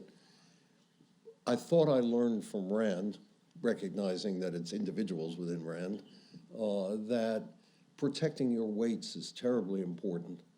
And I can't reconcile that easily with the fact that Meta and DeepSeek don't think that it's very important or desirable. So how do I reconcile those two things? Their models aren't yet at the state of the art. And by releasing the model and releasing the code, they get an ecosystem effect, right? So what Meta gained by releasing their model open source or open weight was now they have thousands, hundreds of thousands of people developing on their model. So they get massive crowdsourcing effect, and they get an ecosystem advantage that they have a whole army of other people using their ecosystem, using their tools, improving their tools, and doing research on their model. Like the entire sort of academic ecosystem was more or less frozen out of the space before Meta released their models. But now that when Meta released their models, now like the academic ecosystem, which is super powerful, is working on that code base as a result. And the same thing is now happening with DeepSeek, right? I got a text right before I came that the DeepSeek result was replicated by a researcher at Berkeley, right? So like already in that very short time period, there are world-class researchers who are working on that code base, so that you get this follow-on effect and they're not yet at the sort of research front. They're not the best model in the world. They're kind of just a little bit behind. They get an ecosystem effect that is worth that releasing of the weights. So I see why, from Meta's standpoint, the first part of your comment, this is a good strategy.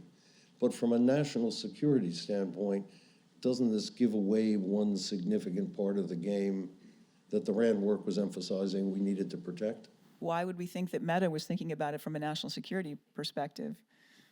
And I offer the big national security risk on open weight models is less nation state to nation state, but the way non-state actors or terrorists could potentially use these models for their own purposes. So for example, there's concern whether or not models could essentially serve as like malicious mentors that could tutor people in terms of how to build a bioweapon or how to build an offensive cyber capability that engages in significant destruction. When you have the open models out there, they're very easy to jailbreak.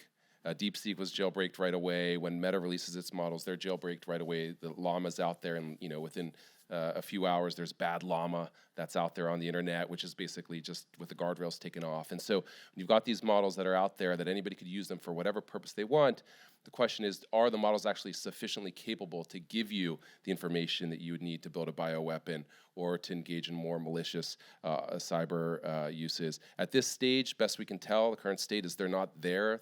We did a study on this last year, I think you're familiar with, Richard, that looked at the relative added uplift in using the current generation of frontier AI models to just searching the open internet.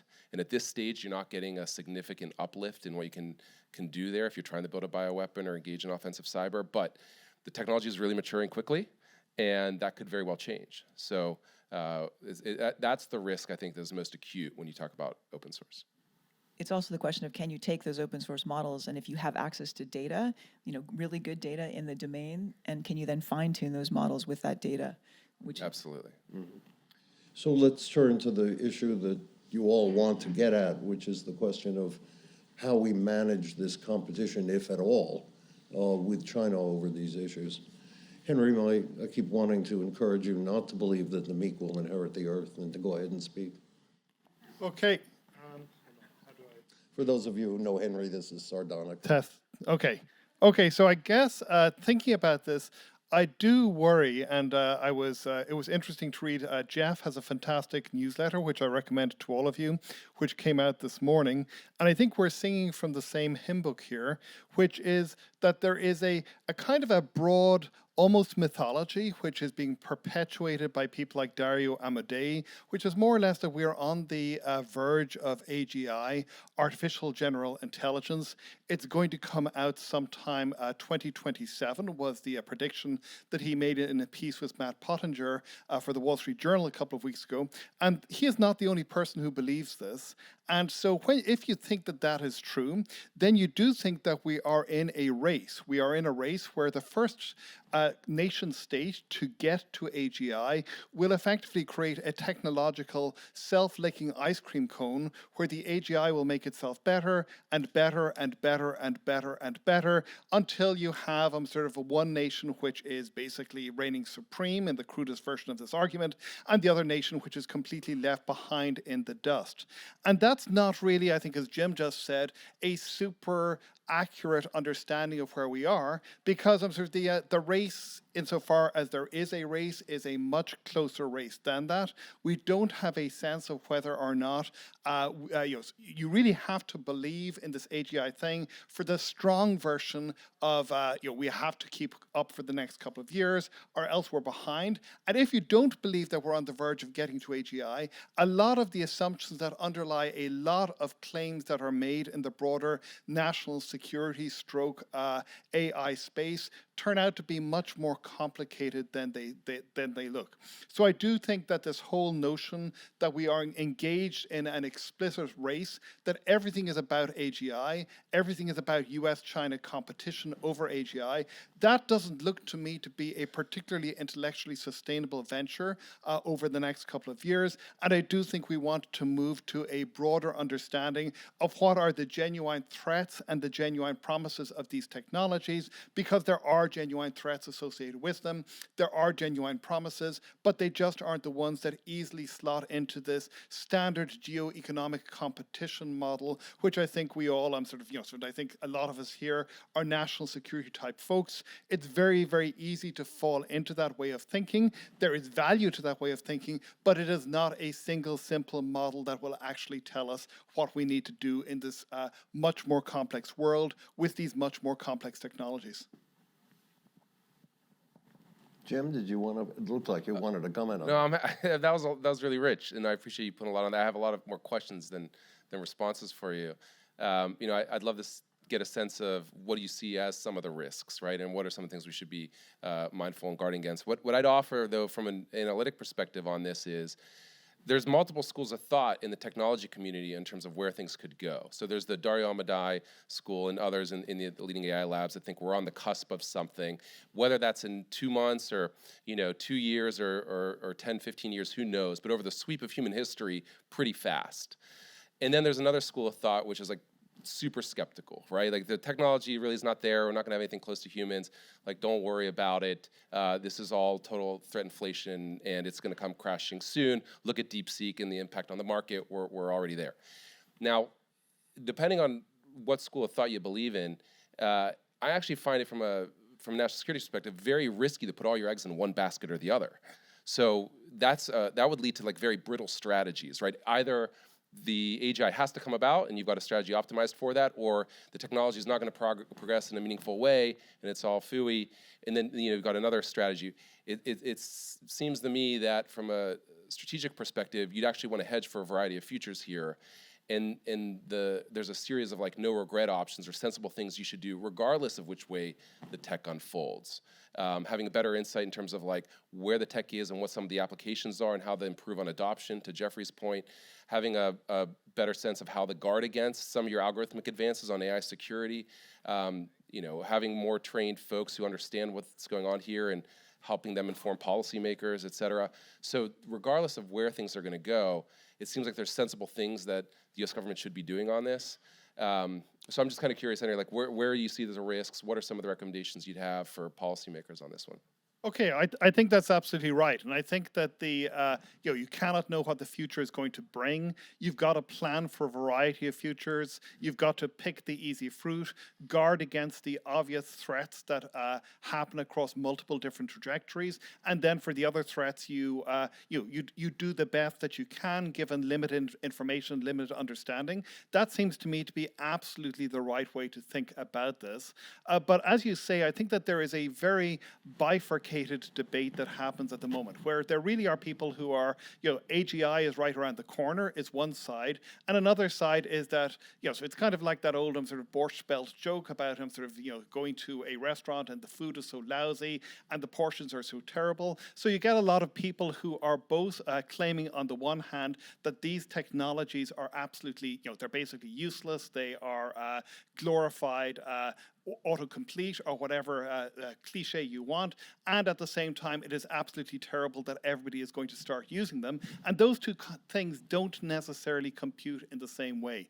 So I think that the way that I would like to think about this, and when I say I, this is I and co-authors who are far brighter than me, we have some forthcoming work on this, is we want to think about this as a set of technologies that are really cultural and social technologies. So if you think about what a large model does. So large language models, they fundamentally take a massive amount of textual information and they boil that down into an extremely useful and lossy summarization. But this is not necessarily, this is not sort of going to be something that can be scaled into a genuinely agentic intelligence without a lot of other different trajectories in AI paying off. This is instead something which allows you to have really great access to a lot of cultural information that you didn't have before, and the capacity to remix that information and that data in ways that really allow you to do some very valuable and useful things. So I think that what I would love to see is, in a sense, a addition to the everything is black and everything is white kind of approaches that we have at the moment, and instead start thinking, if these are cultural technologies, if these are really means of getting at and remixing and reusing all of these forms of information that we are much more difficult to do at scale than we have had in the past, what kinds of threats, what kind of possibilities, what kinds of opportunities emerge with that, and add that to the repertoire. I think one piece that's missing from that summary of what these things are about, mixing cultural information super fast, is their ability to write code. And they are actually really very good at writing code. Like one of my colleagues was playing around and wrote like 10,000 lines of JavaScript that did what he wanted to do over a weekend, right? That kind of productivity is game changing, right? Part of my research area is actually like generating code, like getting computers to write code, which like, that was like not possible. Like, it was such a hard problem. And now we find that these systems can actually write really good code at speed and scale. Like, that is game-changing capability. And that is a path by which we can get agentic AI systems that are able to interact with the world. I think this is going to be one of the bellwethers of how useful are these systems for actually doing things on our behalf, not just telling us about things on our behalf. Is like, planning is a really hard problem that right now they actually pretty much suck at. And they're, all of the foundation model companies are putting out models to do planning and taking actions, and right now they're not very good. So the question is, how do they improve over time? Like, the fact that they can write code, and like, so the Amazon CEO published that they were able to do an upgrade from Java to Java 17, that they saved something like 4.5 thousand developer years by using the Amazon's large language model, which isn't advertised as being state of the art, but like, that's the kind of potential for game-changing capabilities here. At DARPA, we're running the AICC Cyber Challenge, which is about having teams compete to use cyber reasoning systems paired with foundation model AI systems to find, but more importantly, fix vulnerabilities in open source code. The semifinals were at Black Hat last year. We were running on 5 like open source, no kidding, code bases that people use, like the Linux kernel, Nginx, SQLite, like a SQL server, things like that. They found, like, had like something like 80 planted vulnerabilities. They found 22 of them, and they fixed 15 of them. The finals will be at Black Hat at DEF CON in this coming year. So if we have AI-enabled agents that can not just find vulnerable, and they found one real 0-day, like, and those are like system code bases that are, people pour over them all the time to Can I interrupt you and bring us back to the strategic picture a little bit? Excuse me. No, but like, this is a strategic thing. Yeah, so If we can like create agents that fix vulnerabilities. I think you are outlining the strategic picture of AGI in 2 years. To Jim's question, we shouldn't put all our eggs in one basket, right? So there is a strategic picture of how the U.S. should compete with China in AI if it's super AGI in 2 years. And then there's a strategic picture of how the US should effectively compete with China in a world where AI is more like a supercharged general purpose technology that makes its mark on economic and military power in decades, as we've seen from past GPTs.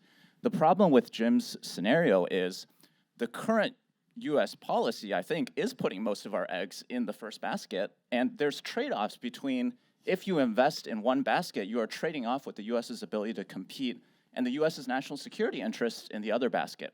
So let me give you one tangible example. I think there's a real risk, and people are considering this right now, that the US goes even further onto its technology controls and starts trying to control chips like an NVIDIA H20. So there's been a bunch of papers in China being published of like, hey, using even this considered a pretty low-end chip, by this and used for a bunch of other applications, not just in frontier AI, but we've seen algorithm improvements that are able to squeeze a lot of juice out of something like an H20. We're not even talking about Hoppers or H800s here. That type of policy would be targeted towards making sure that China cannot compete with us in this 1 to 2 year window to get to AGI. That would be the justification for that policy. But it would have a lot of trade-offs and negative repercussions for if the world is more like what I would think the world will be like, which is this general purpose technology competition world. So let me just outline a few of those drawbacks. So one is sort of the first of all, we're only talking about military competition. The US has national security interests outside of military competition. One is like export controls. If you expand them even broader to this, they have a real chance of actually weakening the overall Chinese economy. That might not be in the US's national security interests. For a really long time, our foreign policy was built off of actually a stable China. It's probably better for US national security than an unstable China. Think of economic collapse and diversionary war theory. Second, if we really care about misuse risks and AI safety risks, you need some level of US-China cooperation on those issues. A broader economic containment strategy would damage any of those risks. And also, any sort of like 1 to 2 year time frame thinking here could lead to a backfire effect where actually controls in the long term of decades leads to China developing more of an independent capability. So I think I wasn't arguing about controls. I was just I arguing think about I was going back to capabilities. Jim's question. I think we all know that AI can help people code better. But I was going back to Jim's question about the different strategic pictures. So Well, let can I me see, Henry, I'm going to stop you and Jim for just a minute, but I promise you're going to get in a moment. I should never have goaded you by commenting on the meek inheriting the earth. But I want to see if we can just get a little bit of order in this discussion, which will undoubtedly be harder than managing the Chinese-US competition, but is possible. First, let's stop talking about AGI as Henry urging us to stop. Let's focus on where Kathleen, I think, very usefully has put us. And what Kathleen says is, right here and now, there's this huge capability to code. And over the next couple of years, putting aside AGI, I think you would agree, Kathleen, you would say, that capability is likely to expand maybe an order of magnitude, some very substantial amount. So then you have this machine capability that can do this. And we ought to talk first, generally strategically, do we want to get China, do we want to pursue a strategy that tries to retard them in that? And here, let's put aside the red herring of monopoly. Nobody thinks we have a monopoly. The question is it a good national security goal to try and restrict their capability to move? Then we can talk about tactics, which will inevitably fall into, like controlling their chips and other things.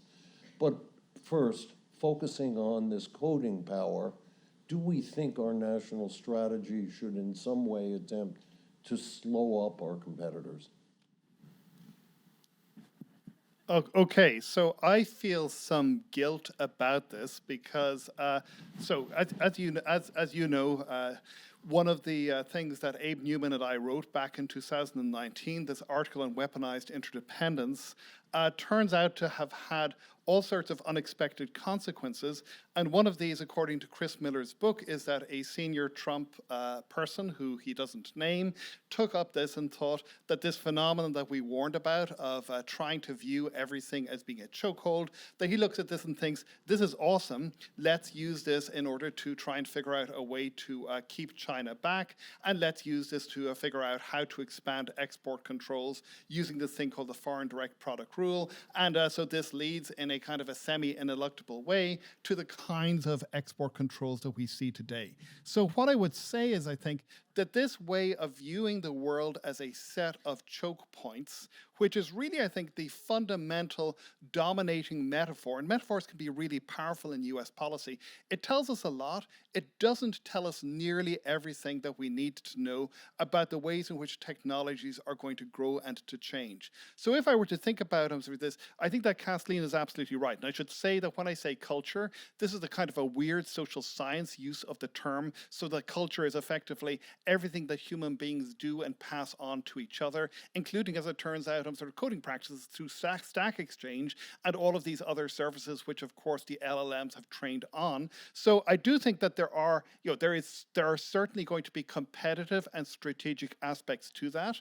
That's going to be much more complicated in a world where we're thinking about this in terms of attack versus defense, and sort of what kinds of things can you do, sort of what kinds of adversarial techniques are. It's a much messier and more complicated world. But the more general thing that I would say is that rather than thinking about this in terms of choke points, do we try to choke China off by denying it access to these basic technologies? I think we should be thinking in terms of stacks. So if you look at what China is doing at the moment, I think that it is not a pure artificial intelligence play. Instead, they're trying to build together a stack of technologies that are mutually reinforcing, which include not just AI or sort of information technology, but also energy technology and technology in the physical world as well.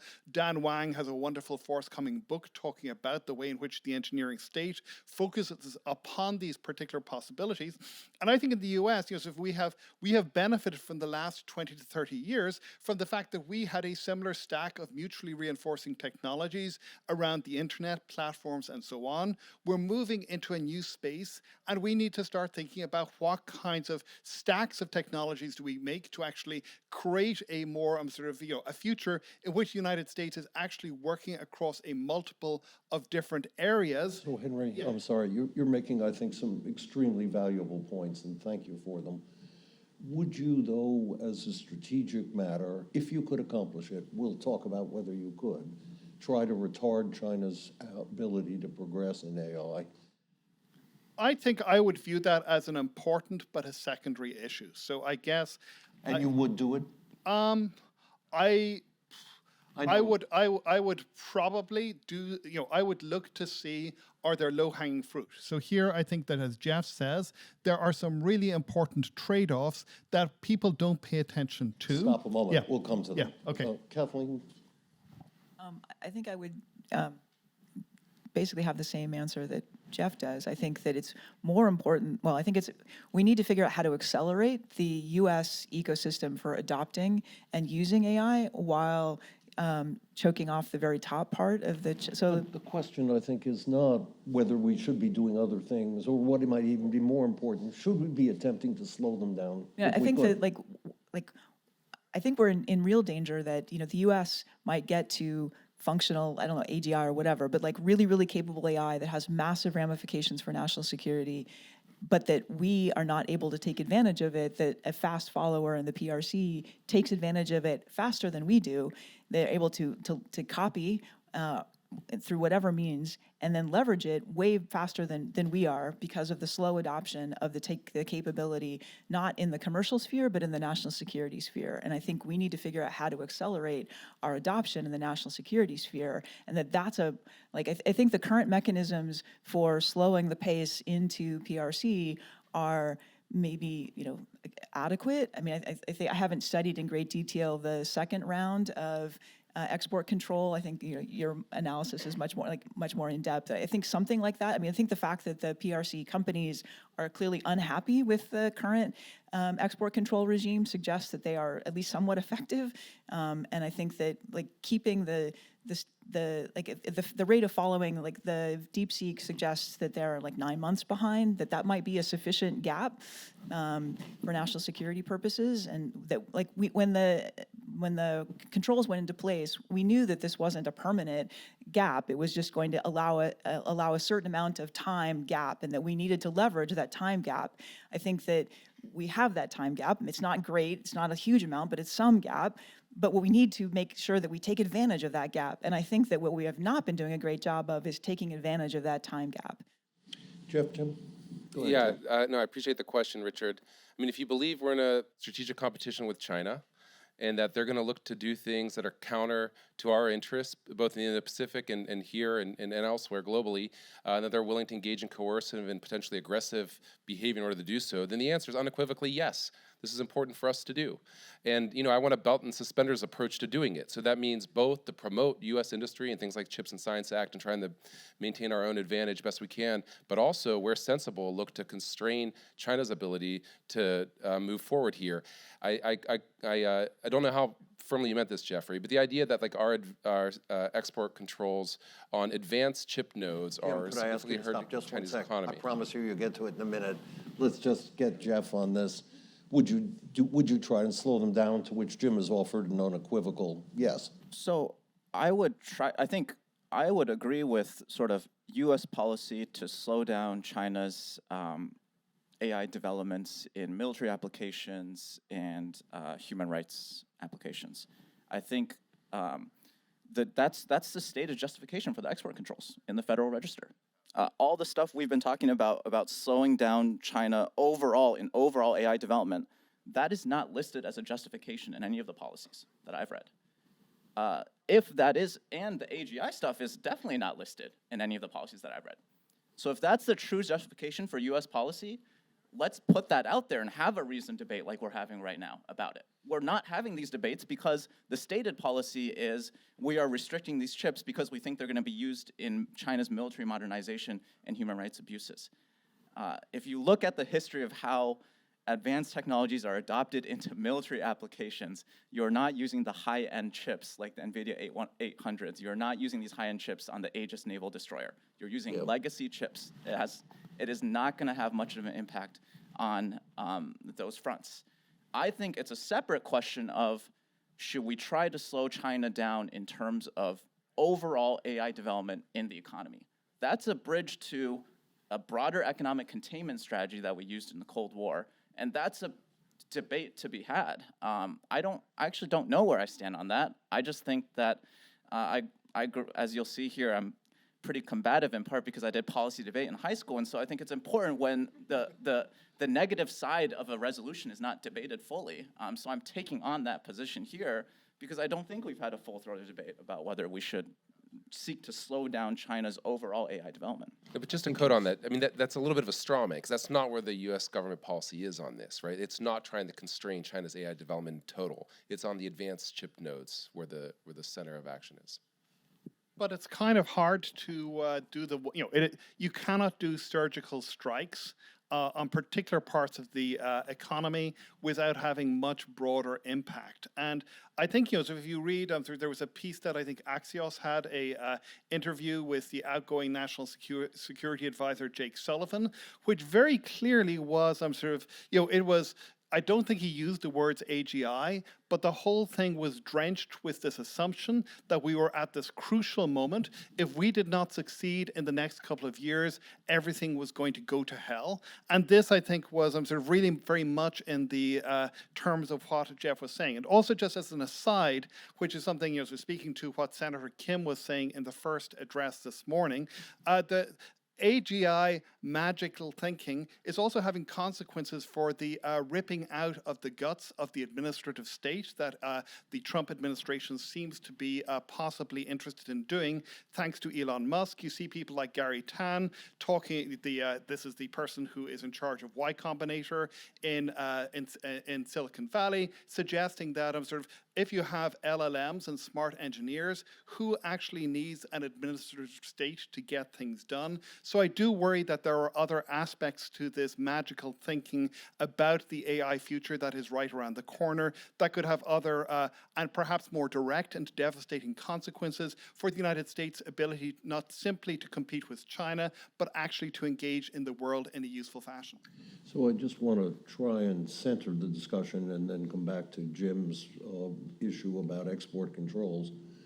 In a conference in a day in which we're talking about U.S.-China relations, one of the central aspects of this is the policy of the Biden administration to try and retard China's development, as Jim says, with respect to the most advanced chips, because it is felt that we cannot allow them for national security reasons to do that. And Jeff, I think, very usefully integrates his reading of the Federal Register with his high school debate experience and comes at a reasonable proposition. But in the end, Jeff, not unreasonably, says, I don't know whether I'd do that. And I think the problem is it's a general purpose technology as well as a military technology. And attempting to restrain it at its cutting edge has profound implications for our relationship with China. So yes, from the standpoint of an AI competition, you, Kathleen, and Henry would emphasize positive things that we are doing in our own development, and I think we can all agree to that.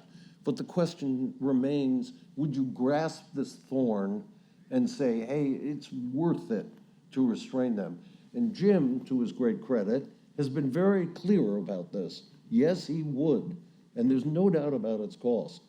I want to turn to, in a minute, whether we can accomplish this, whether it's meaningful as an implementable goal.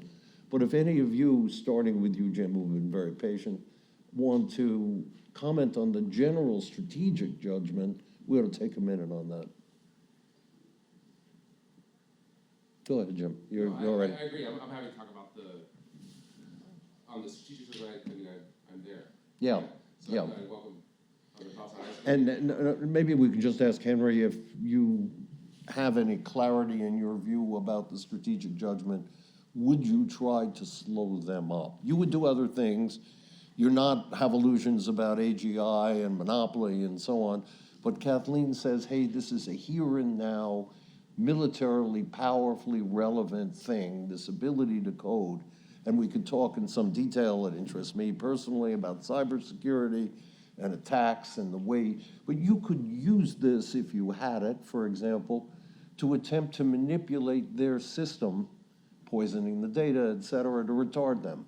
Much more aggressive kind of activity than simply limiting export control.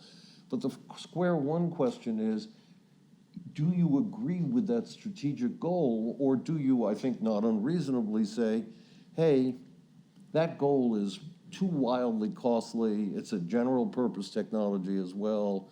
Yes, we make it better by talking about high end, but this isn't a good path to go down. And I'm genuinely interested, Henry, in what your view is about that.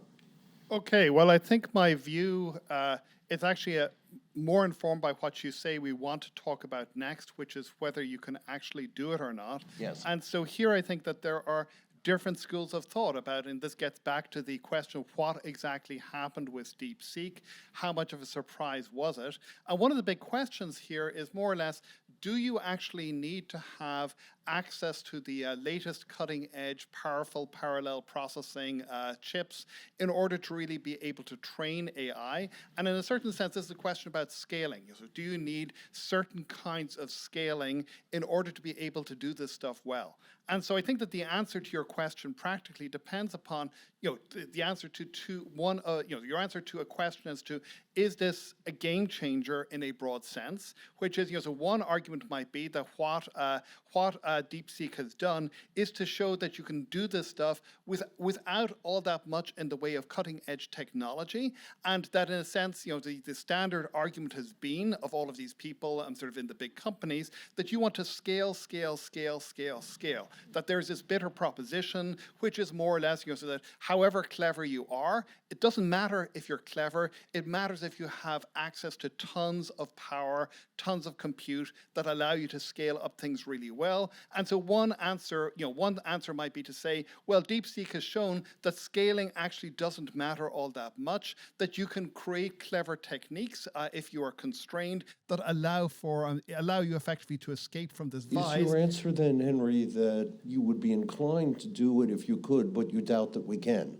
Yeah, probably. And Amodai has suggested more or less, well, we can take these techniques and we can scale them up. So let's talk about whether we can, and that gets to your effort, Jim, to move us towards export. Yeah, no, all good. Well, I mean, just on this point, so how is it that DeepSeek was able to come up with a clever algorithm? They had to test it. They had to do some research and development to explore and see whether or not they could. This is a real limiting factor in their ability to continue to make progress, is because it's dependent on chips. So the one thing Liang Wenfeng, the CEO of DeepSeek, said that is limiting their progress is not money, it's not talent. He's great at attracting talent. It's chips. And so the chips here matter. It's not like algorithms exist in a vacuum. All these AI labs have brilliant people that are working on algorithmic innovations because it seems that increasingly there's a boost in performance by focusing on algorithms instead of just leveraging the prior paradigm of training and investing heavily in compute there.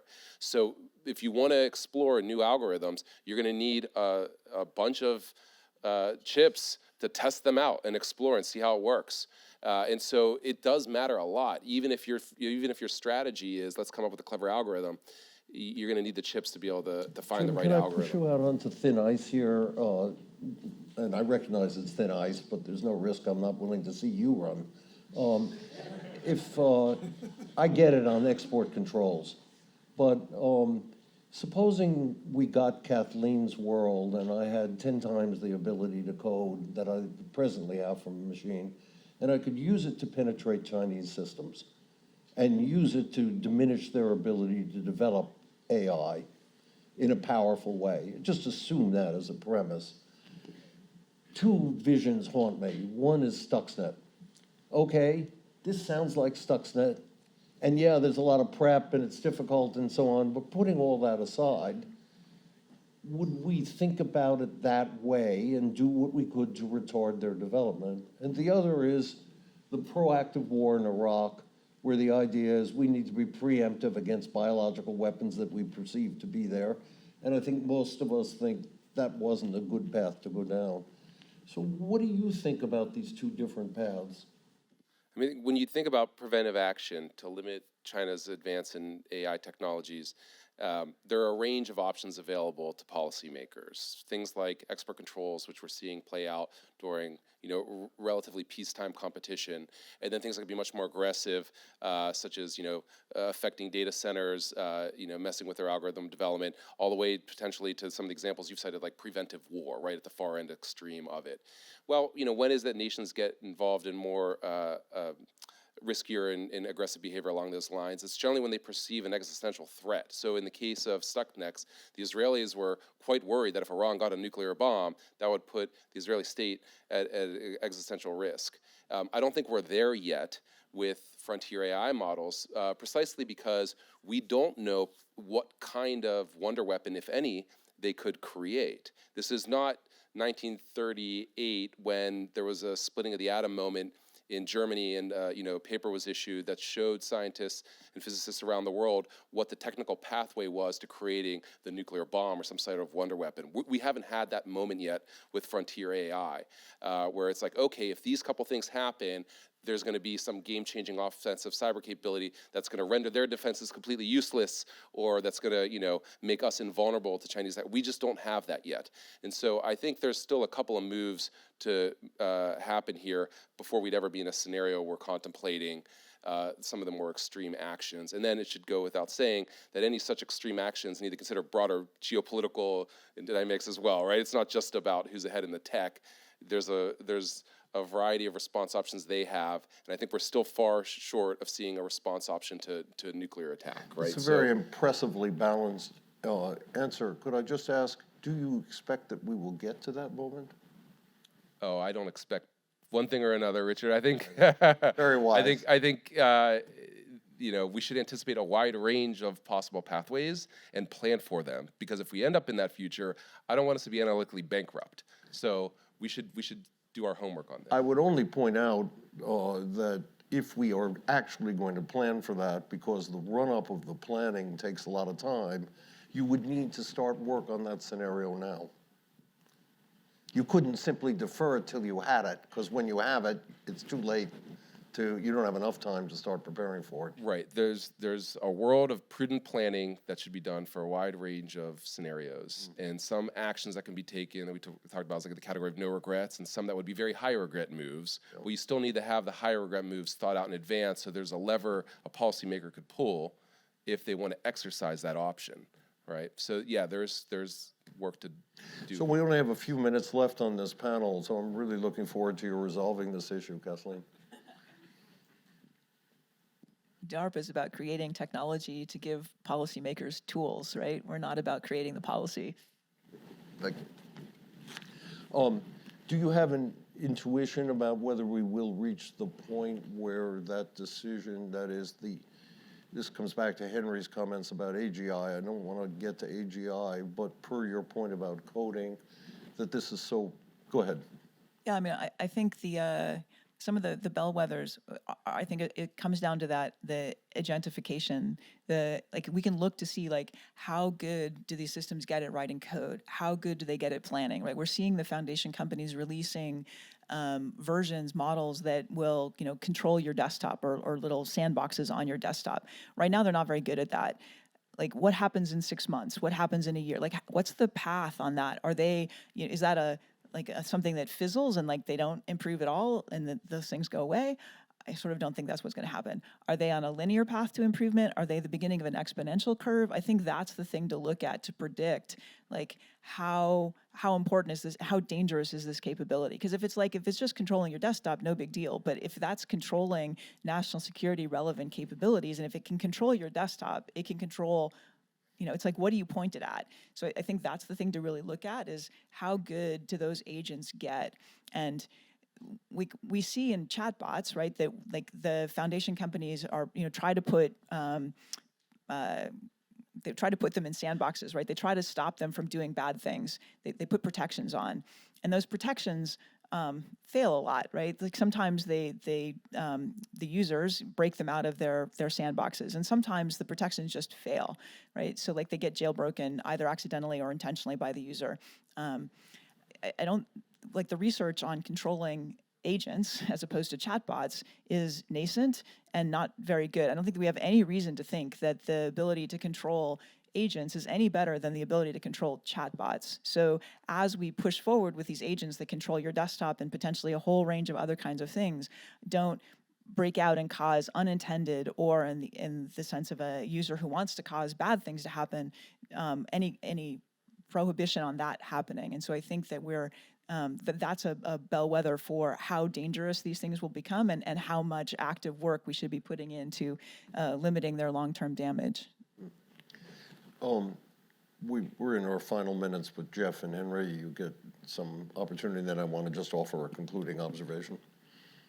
Yeah, I think I agree with a lot of what Kathleen and Jim have said. I think maybe one point where my thinking on this differs from a lot of people is I think there's this assumption here that let's say there is some super powerful AI capability, some sort of wonder weapon. Maybe we think of it as like you get an army of 100 million cyber hackers or whatever. And I think like there's this assumption that if China is somewhat close to the US on that capability, that they will then be able to deploy it faster than the US. And I think in a lot of my research, I think the US has a pretty durable lead in this technology, not just in its ability to adopt it throughout the entire economy at scale, but also in its ability to mobilize civilian resources for military advantage. So I'm working on this research project right now that tries to actually measure the degree of China's civil military integration compared to that of the US. China does not have something like Johns Hopkins Applied Physics Lab. China does not have its leading tech companies providing cloud computing services toward its military, for its military. They're trying to get there. They're trying to copy things that DARPA is doing. But I would say I think our set of policy options differs dramatically if we have a much better sense that the US is in a position of strength here, rather than being constantly obsessed with, oh, China's going to catch up and overtake us in this technology. Henry. Okay, so two different ways in which I think we can think about Kathleen's problem, which is a real and fundamental problem. One is that we can think about the increased use of agents as being another step in the path of automation of processes that used to be previously carried out by human beings, with a lot of problems associated with that, as well as opportunities, depending on when these sort of processes do what they are expected to do or not expected to do. So the so-called alignment problem, this is a very, very old problem. And I think that this is a very serious set of issues and risks. And I think, as Kathleen rightly says, we haven't thought nearly enough about them.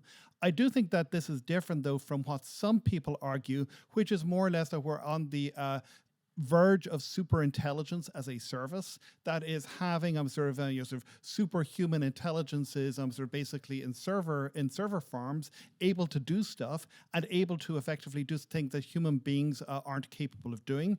If we're in that world where AI not simply allows us to better do things that we used to be able to do before, but also provides us a free lunch, then we're in a very, very different world. And I would really like to see those two strands of thinking, those two strands of worries being separated and disentangled from each other, because I think that they actually rely on quite different assumptions and point to perhaps in very, very different directions.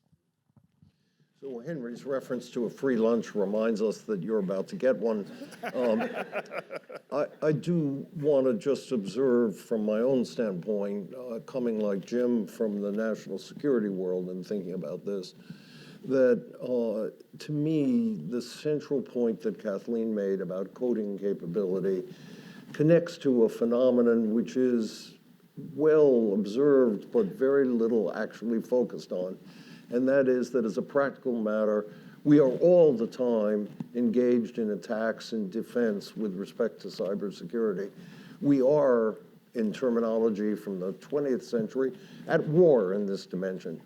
And AI will be drafted into this war very immediately. And the thing we're talking about in that regard is not as abstract as AGI or as far off as decades. It is something we are likely to see over the next years or months. And my sense is that it's terribly important for national security officials, many of whom are represented in this audience, to think about the implications of that as it gets amped up tenfold, if that's the right kind of number. And it's very important for people concerned about technology and the technology of AI to recognize that the development of these systems will be shaped by the gravitational force of that conflict. And as that causes people to, for example, delegate more to agents, have less human supervision and the like, risks of things like the escape of various agents, misuse in a variety of contexts rise. And therefore, from my standpoint, if this panel has one message, it's that it's absolutely imperative to think about this with high intensity now. This is not an issue for the future. All the panelists individually are at the cutting edge of that kind of thinking, and I'd encourage you to use the free time after this to speak with them individually. I particularly am grateful that the four of you all came together and that we could have this discussion, though it was occasionally disorderly, I think productive. Thank you all.